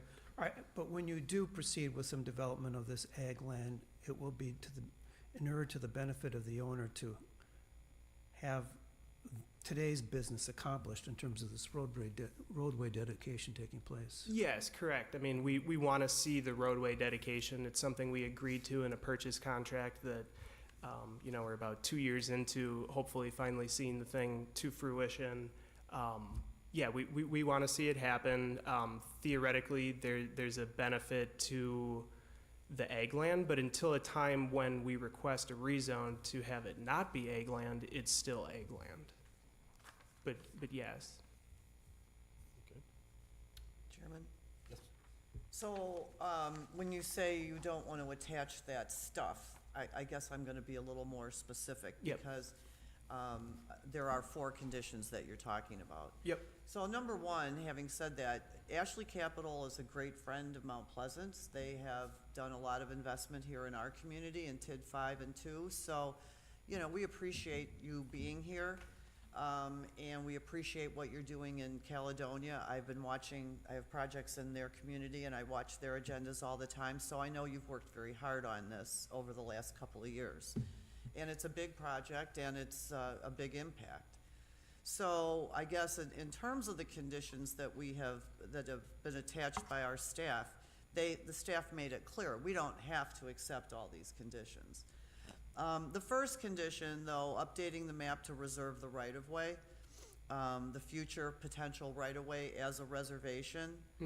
I think that should be in there, and I would support that completely with the staff, because they have planned the future neighborhood. We know what it's gonna look like there to a degree, and that is not a taking, it is a reservation. I have one on my property. It is not a taking, it's a reservation. So we would hope that would be incorporated, obviously, into your future plans as they come along. Obviously, not the intent today. Item number 2, you've already passed over. You have no problem. We wanted to accurately represent shoreline zoning. That's mandated by certain grades and elevations that are of record. So we want to see that on the CSM. You want to see it as well. Yes. As far as item 3 and item 4, as I read through those myself, I was like, this isn't a site plan, this is simply a CSM to give the Hinz property to the north a right-of-way. I would agree with you that at this time, it might be a little premature to start adding planting areas and access restrictions and notes to that degree on the CSM, because I think it is premature. Until you do something with it and we see a site plan, who knows where that stuff's gonna go? There's natural resources on the site. I'm sure those accesses will be incorporated along there. So I personally have no problem relieving you of item number 3. And I would say the same thing for item number 4. Again, you will be mandated when you come back to plat this and to do something with that, to show connectivity to the north and south, because our neighborhood plans call for it. And so I guess I look at this as fair warning to you, but I don't have a problem with removing it from the conditions of the certified survey map, so that were I to make a motion, my motion would be to accept the CSM subject to item 1 and 2. That would be how I would support it, so, that's all. Yeah, but you didn't make the motion, did you? I said if I were. If I subject to discussion. I want to from make the sure rest- that there's no motion. I did not, no, I did not make a Mr. motion. Chairman, like Commissioner Van Becken said, I'd like to hear Sam and staff's comment back on this, on the condition. Do you agree with the gentleman over there, or do you have any strong feeling one way or the other?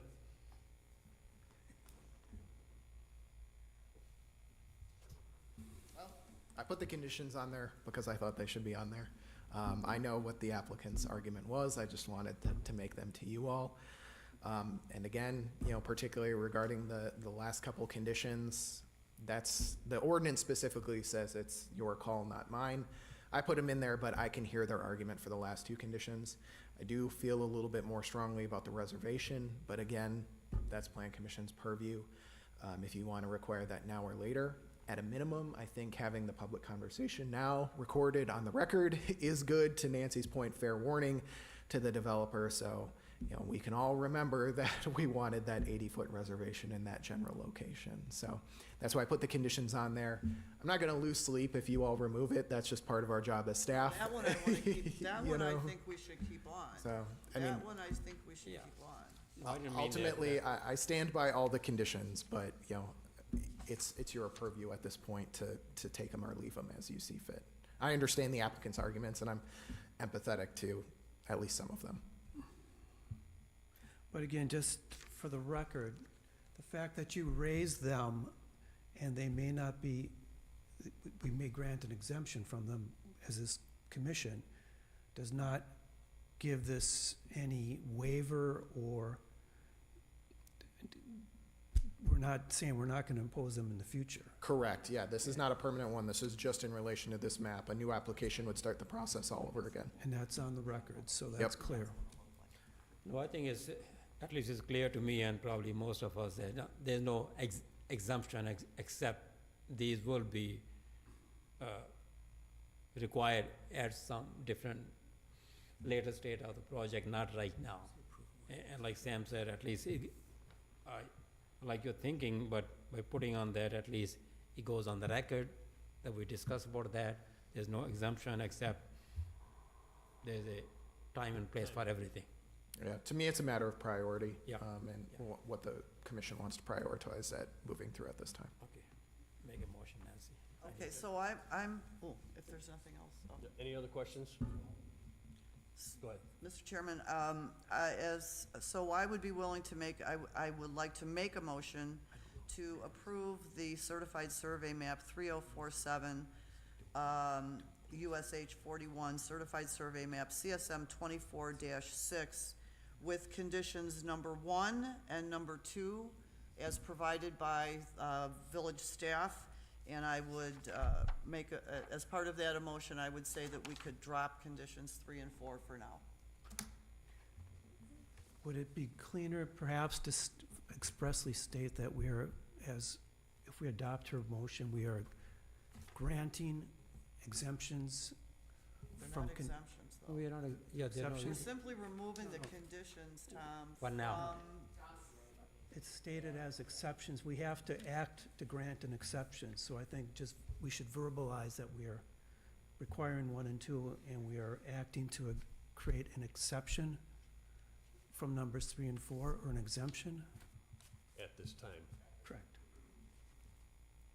Second. Does it? So yes, I'll amend my motion to include Mr. Van Beckham's comments regarding exception. Are we good with that on recording? Yeah, I think that's good. Are you good with that? I second. All right, so we have a motion, then, I think I heard a second? Yeah. Okay, we have a motion and a second. Any further discussion? Any public comment? Hearing none, I will call the question. All in favor? Aye. Aye. Opposed? Motion carries. Thank you, gentlemen. They should be happy. All right, next on the agenda, 6035 Durand Avenue, conditional use, CU 24-4. Robin, I think you skipped one. You skipped one. did I? You skipped the Washington. I'm Avenue. sorry. Next on the agenda is Sign permit. 7567 Washington Avenue, sign permit. That should move fast. I'm, 4543. pull this up for a second. It's okay. Okay, so this is a application for a project sign. Normally, sign permits are approved by staff level, and you guys don't have to worry about that, but there are a couple of exceptions. Since we've had the new one, we've only really had one in front of you guys, which is the Porcaro Mitsubishi with Porcaro Ford one. But so this is an application for a sign in front of Case High School on Oaks Road. It's a relatively small sign, but it's advertising both the Aquatic Center and the Hams Field. So because it's advertising the aquatic center, and it's not on the aquatic center property, it is considered an off-premises sign. So that is not something that is allowed by the code. However, you can apply for a project sign or a multi-tenant sign that would approve multiple users to use the same sign, and that is up to Plan Commission. So, and this gets a little bit wonky. Basically, so I'll just say right now, staff at this point is actually recommended to deny this. But the reason for that is that there are lots of, as spelled out, there are a lot of different ways to get to an approved sign permit that doesn't require this exception. The properties can be merged. Staff has actually requested that they be merged for several years now. Because there's technically frontage for the aquatic center on Washington Avenue, that's why they weren't required to be merged at that time, but they don't actually have access off Washington Avenue. So it's basically an easement sort of situation. There's also, So Rob, what do you mean by merged? The two separate lots be made There's into a- one lot? there's a lot for the aquatic center and a lot for Case High School in Hamsfield. They're separate. And you actually, in order to get to the aquatic center one, the access is actually through the Case High School parcel. And both lots are owned by Racine Unified School District? Correct. So, let me see. So the staff could permit this sign without Plan Commission review on Washington Avenue street frontage. This sign doesn't utilize the height or size increase allowed under the project sign. Alternatively, village staff could permit the sign without Plan Commission review if the sign didn't mention the aquatic center, because then it wouldn't be an off-premises sign. Finally, village staff could permit the sign without Plan Commission review if they merge the two parcels.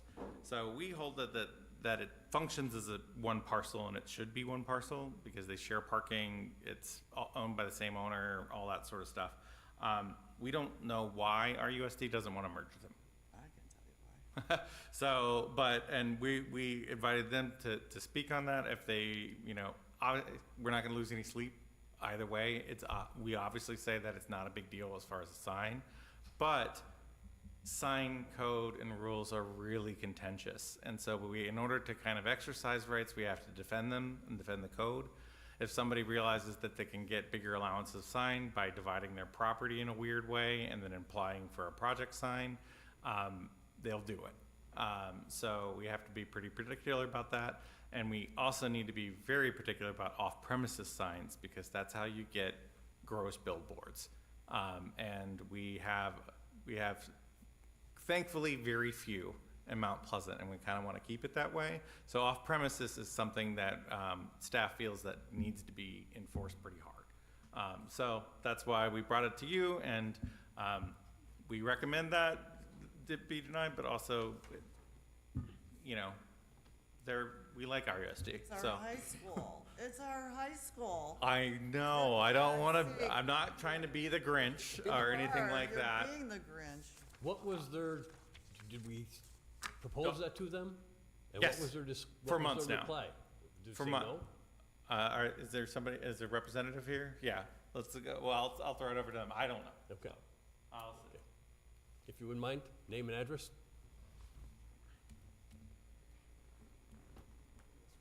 Force the issue. Good afternoon. My name is Steve Prohaska. I'm from Michael Signs. I'm representing the Racine Unified School District for this project.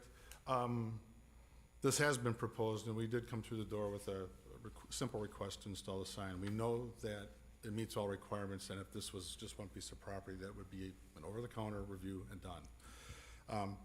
Racine Unified does own both pieces of property. When we presented this back to them to conjoin the two, they did their own internal study on what the cost would be to involve to do this. They have sent me a statement. If you'd like me to read it, I could. They have come to the conclusion it's going to cost them, between the proper way to do this, through the engineering and reviews, it would cost them between $30,000 to $40,000. And it would open the door to other speculation of possible PUDs for the property they're very concerned with this cost, concerning the sign that we're taking is a reused sign that came down from Jones School, that we're reutilizing, freshening it up, and putting it up over there. This sign does serve a purpose. There is no way anybody coming there knows that that's the entrance to both of these fields. This is a directional sign. It will be installed outside of all the parameters of the vision triangles and the setbacks, will meet all those requirements. They've also agreed to that at some point, if these two properties, one of them gets sold and the sign will be installed on, they agree to have the sign removed. So it's kind of, I understand that the law of the land, but I think it'd be different if we were asking for a 50-foot pylon sign with electronic message center. That'd be a whole different argument. But this is simply a directional sign to direct people from Oaks Road back to the facility back there. So what they have, this comes from Peter Reynolds, the Chief Operations Officer from Racine Unified. Given these complications, Racine Unified is respectfully requesting that the village grant the request variance conditioned upon RUSD's continued ownership of both parcels. With this condition, if RUSD is to sell or convey one of the parcels in the future, then a directional sign would no longer be permitted. This approach represents a win for everyone, as the village is protected from future issues related to the sign. The district can move forward with the construction of its sign as planned, and the members of the communities will have an easier time finding their way to the Aquatic Center in Hammons Field. This comes from Peter R. Reynolds, Chief Operations Officer of Racine Unified School District. All right, thank you, Steve. Any other questions for Steve? Steve, I don't understand, why would it cost $30,000 to merge two parcels? I mean, I understood it's far less. This is a simple it's a document. survey and a new legal That's description. exactly what I understood, and that's what we directed, because we came here first to see how it could happen. And that's exactly what they came back to us and said, you can merge these two pretty simply. We came, put it back to Racine Unified. They did their own due diligence. So how they came to that number, I'm not exactly sure. So, and it's not my place to really question how they, but they're not talking about just going and filing a piece of paper. They're talking about engineering, surveying and stuff like that, so they have to do their proper protocol that they must have set up. I've seen parcels being combined over the years, I just never that complicated. And that's exactly what we were portrayed back to us, that this should not be a thing. We thought this is a great way to get it done. It could be done at the processing office or something pretty simple, but this is not what they found. And I guess the question, if you want to proceed to that direction, that we go back to them. But I just see this as being something that can simply be looked at and reviewed, and they're agreeing to, if for some reason that parcel is sold, I don't think it ever will be, because it's got their baseball fields on it and stuff like that, that they would remove the sign. So. Go ahead. You know, I personally don't really feel we need, as a village plan commission, or as my role as a trustee, to tell Racine Unified how to own their land. I love that aquatic park. I was there for the dedication. It's made a huge impact to Case High School and to the whole Racine Unified system. I personally think it's a nice sign. I think it should be up on Oaks Road so that people coming to the Aquatic Center for events on evenings and weekends can see it. I see no reason why we need to demand that they combine their parcels, Tosh, even though you're right, it's a lot line adjustment at the end of the day. Right. But you know what? I'm not gonna tell them how to own their business. No, I understand it. You know what, yeah. I was just questioning the cost associated with it. I don't understand how they came up. Exactly, and to me, it's not even relevant. I think that we should, grant the sign permit, and I think we should allow Racine Unified to be proud of that building that they built and the money they put into it, and be able to advertise it and make sure their guests, students, and families and coaches get there safely. So that's my opinion, and that's how I feel. As a taxpayer, I'm pretty concerned on, school funding, and I'm concerned on how they came up with a $30,000 to $40,000 cost on something. So I would, pardon me? Yeah, This is why they're asking it, because they don't, this will go away. The sign will not go up if they have to do that. How they came to that number, I have not the question. So they're just saying they don't want to spend this. We're reutilizing a sign that used to be at Jones School on Chicory Road, putting brand new faces in it, some new lighting features, putting it frame. They're doing all their due diligence to keep the control on the costs. I was just questioning that if the $30,000 was stopping them from combining the two parcels of property together. Not that it matters, I mean, it's their business, they can do whatever Correct. they want. I was just wondering if the cost was what was stopping them from doing it. Exactly. They would survey the whole lot line all the way around, and that wouldn't be cheap, that's for sure. And tying it to a section corner and all that good stuff, so they could get that cost up there, but, you know, there's easier ways to do it. If you have to resurvey the whole thing, just combining two lots, you can just use the descriptions, because the descriptions, the legal descriptions are already there, and you just do whatever. Yeah. But if you're dividing lots, that's when you need to resurvey, which is always going to be an expense. And they obviously surveyed the one with the aquatic center on it when they built the aquatic center. But, you know, I'm not one to, they got their numbers, they got their numbers. If we'd rather, you know, just have them let them have the sign than some sort of complicated covenant or whatever. Sorry, what's that in front? I move that the plan commission approve SN 24-31. I want to ask Sam a follow-up Okay. question first. We have a motion first. Second. We need a second to discuss it. Okay, we got a motion and a second. Second, yep. Nancy seconded it, okay. Now we can discuss. Go ahead, Tom. Okay, Sam, does the ordinance lay out what considerations this commission should take into account in approving shared signs? No, it's pretty general. It just, you know, if you want to do it or not, you have generally the authority to make that determination. So unlike the last one, there aren't as specific considerations involved. I was going to then suggest to my fellow commissioners up here that we make a record that if we're going to grant this particular shared sign request, that it's done from our perspective because of the public purpose, that it's a public school, it's not it's a nonprofit, financial constraints, we're doing it to, you know, just because it was a public purpose. And if it was two private enterprises, we would probably apply a different analysis and maybe come to a different conclusion. I just don't want this to become a precedent for everybody and their brother coming in here asking for this. Yeah, staff did note in the executive summary that we do not believe that they're trying to get around any other part of the sign code at all. Like it's not being underhanded or whatever. It's just some really, really nitpicky procedure stuff, which is why we're in this place. All right, well, I just think it's good to note that the public purpose, and we all know Racine Unified is, you know, money's tight.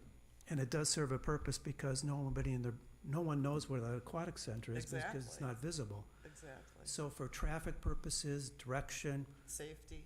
helping out, safety out-of-towners, it makes a lot of sense. So I'm prepared to support the motion with that, but I don't want to cut anybody else off on comments. Robin, I just got one comment. On the agenda sheet, it says 7567 Washington Avenue. And on the project sheet, it says 7543. I'm just wondering which one is it? Oh, I think one is the address for the aquatic center and one is for Case High School. So it's on the Case High School side, which is the lesser number. Okay. Mr. Chairman, I'd like to add my comments. Please. I can see both sides of the argument. I typically, whenever you have to grant any exception to anything, any zoning code or the ordinance, I'm careful so I can see Robin's point, staff's point. I do see that because otherwise, every time, you know, like they say, if it wasn't for the dual sign, they didn't even have to bring to the planning commissions, you know, like staff could approve that. At the same time, I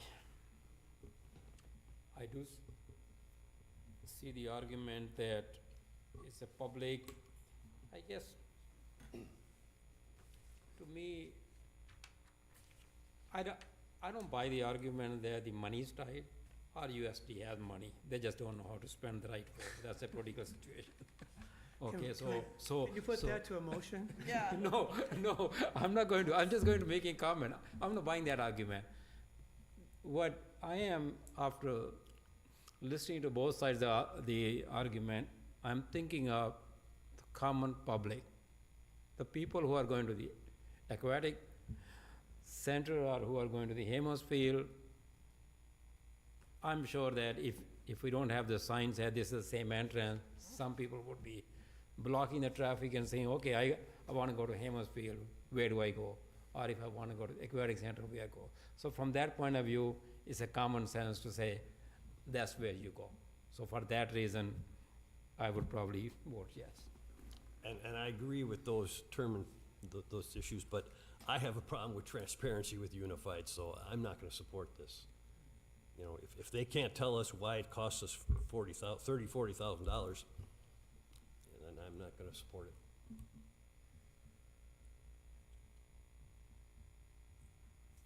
Any other questions, comments? No, but we have the motion and the second, we have to vote. All right, then I will call the question. All in favor?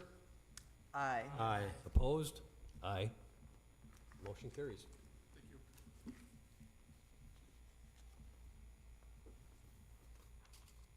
All right, next, now we're gonna get the conditional use for 6035 Durand Avenue, CU 24-4. You know, like those, that's why we pay you guys the big bucks. Yeah, don't get me going. Okay, so this is a fairly simple conditional use, but so in the 6035 Durand Avenue Shopping Center, which we just had a ribbon cutting for a new Papa John's, is also locating another new store, which is great to get new stores. It's a tropical smoothie. They've applied for a conditional use in a C2 district. The drive-through, they're moving into where the bank used to be. They're gonna be using the drive-through in the bank.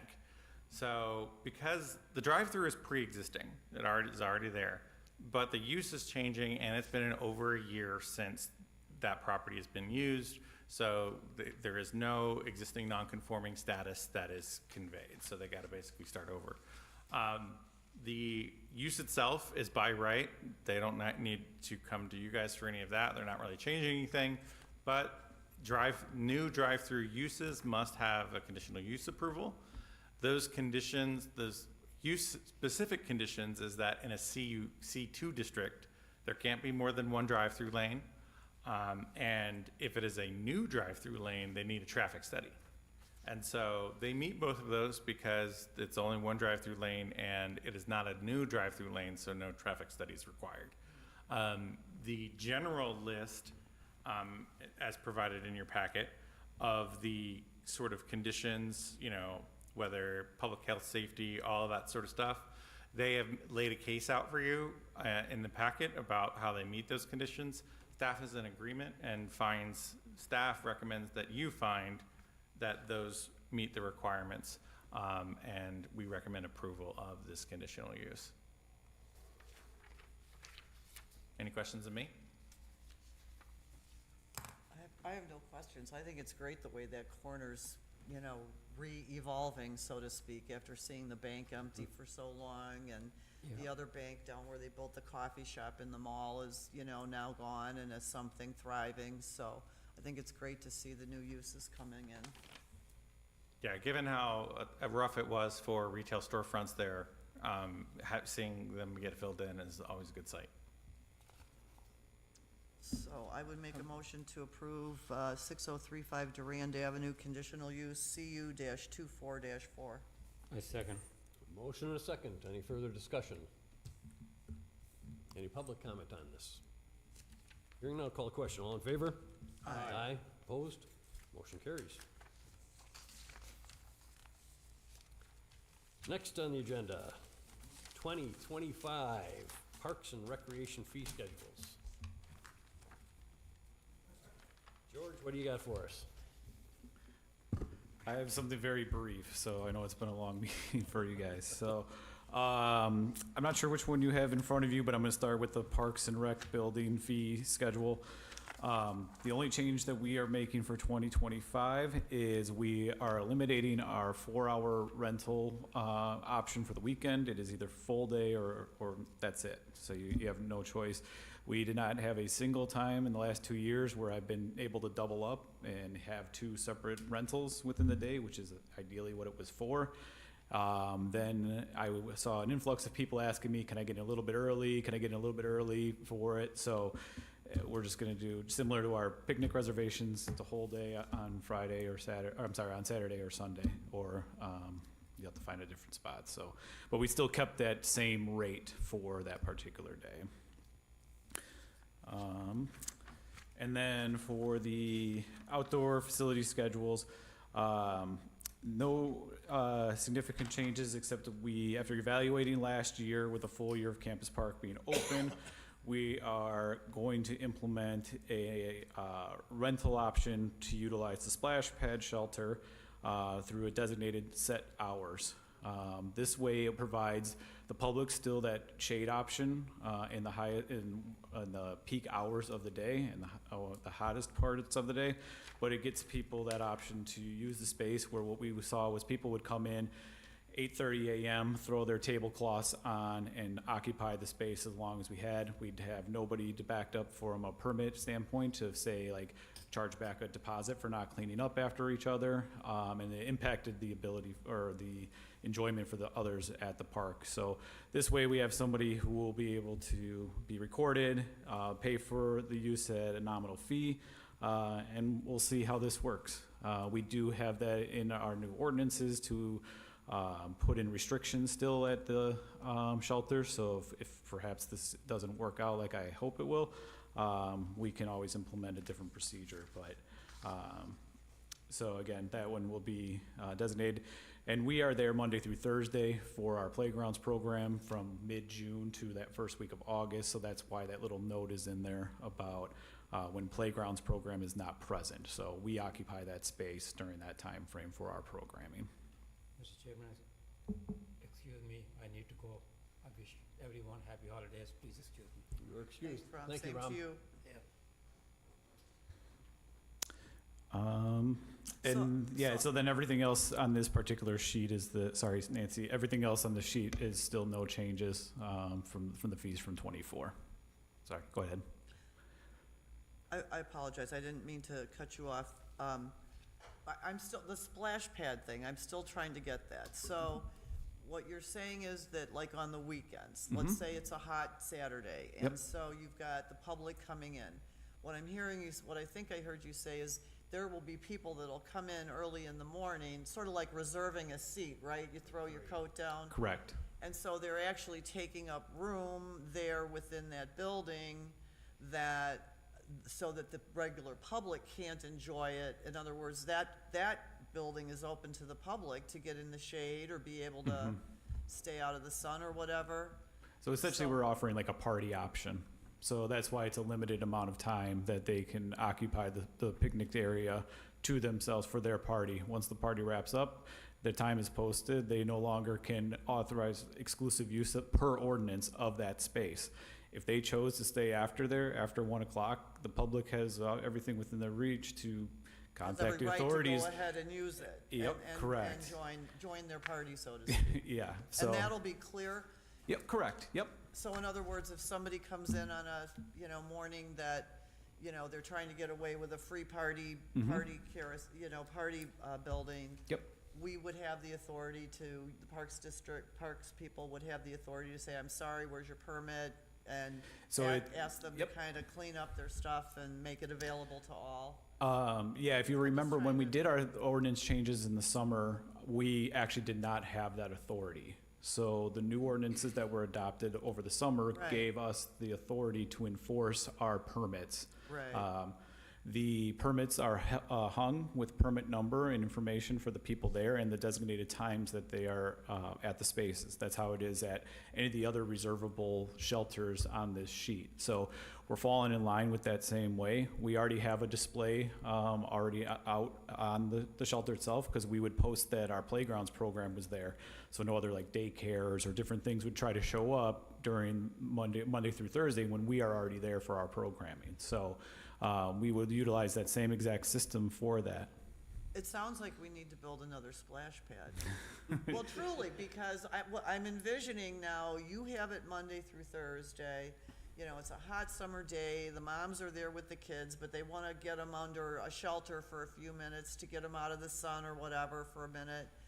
And there's a party there, you know, and that shelter is right in the middle of the park and the splash pad. So it sounds like we need another splash pad. Sam, put that in the budget for one of these.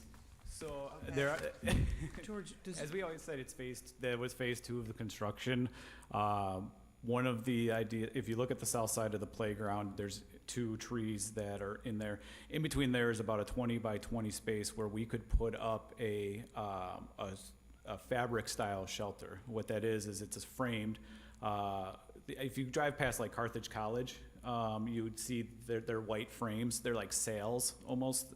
So you'd put those up. I had things like that at some of the pools that I operated, and so we would rent that designated space as the party space. You can do that for a nominal fee instead of like the traditional $25,000 that it would cost for one of those others. You can get it for 7 to 8. So it would take a few years to get the return on investment. So if we ended up going that route, as that's our party designated tent, we would then leave that shelter back open to the public. So this is kind of a little trial, and so there's not to say this wouldn't backfire on me and cause more of a headache, but we saw the issues, like I said, with additional trash, certain things that we noticed at that particular park that we would have to clean up that was even worse than the one that's, you know, east of the pickleball courts. So this way we can at least assign it back to somebody.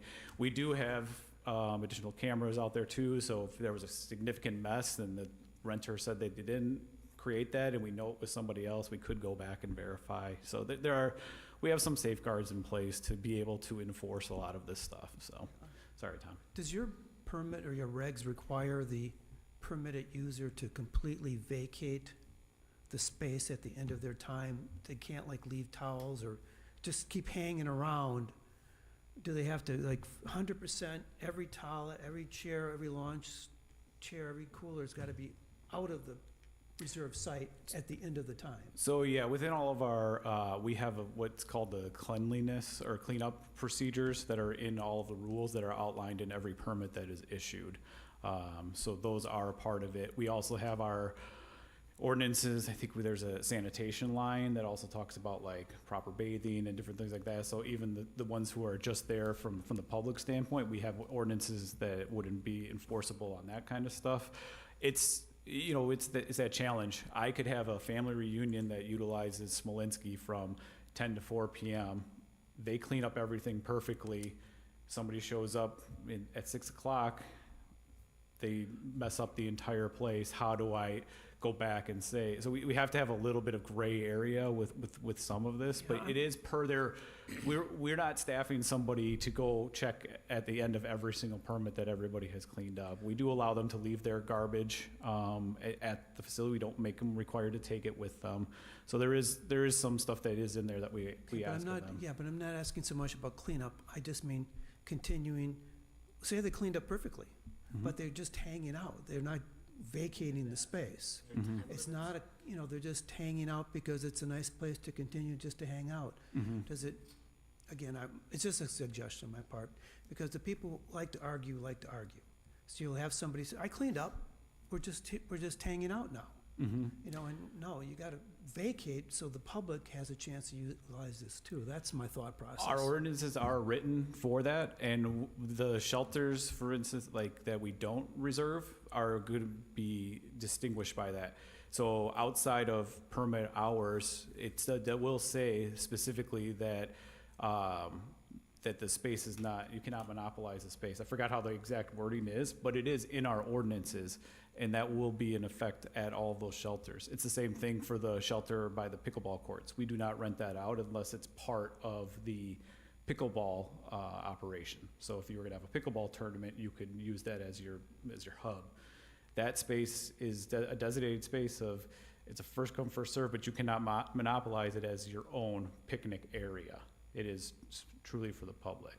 Yeah, are you gonna, get in an argument with somebody about you think of deck chairs right on the pool, where you've been at the pool and you've seen the same towel sitting on a chair for 4 hours and not a single person has come back for it. They could have went and left at lunch, come back.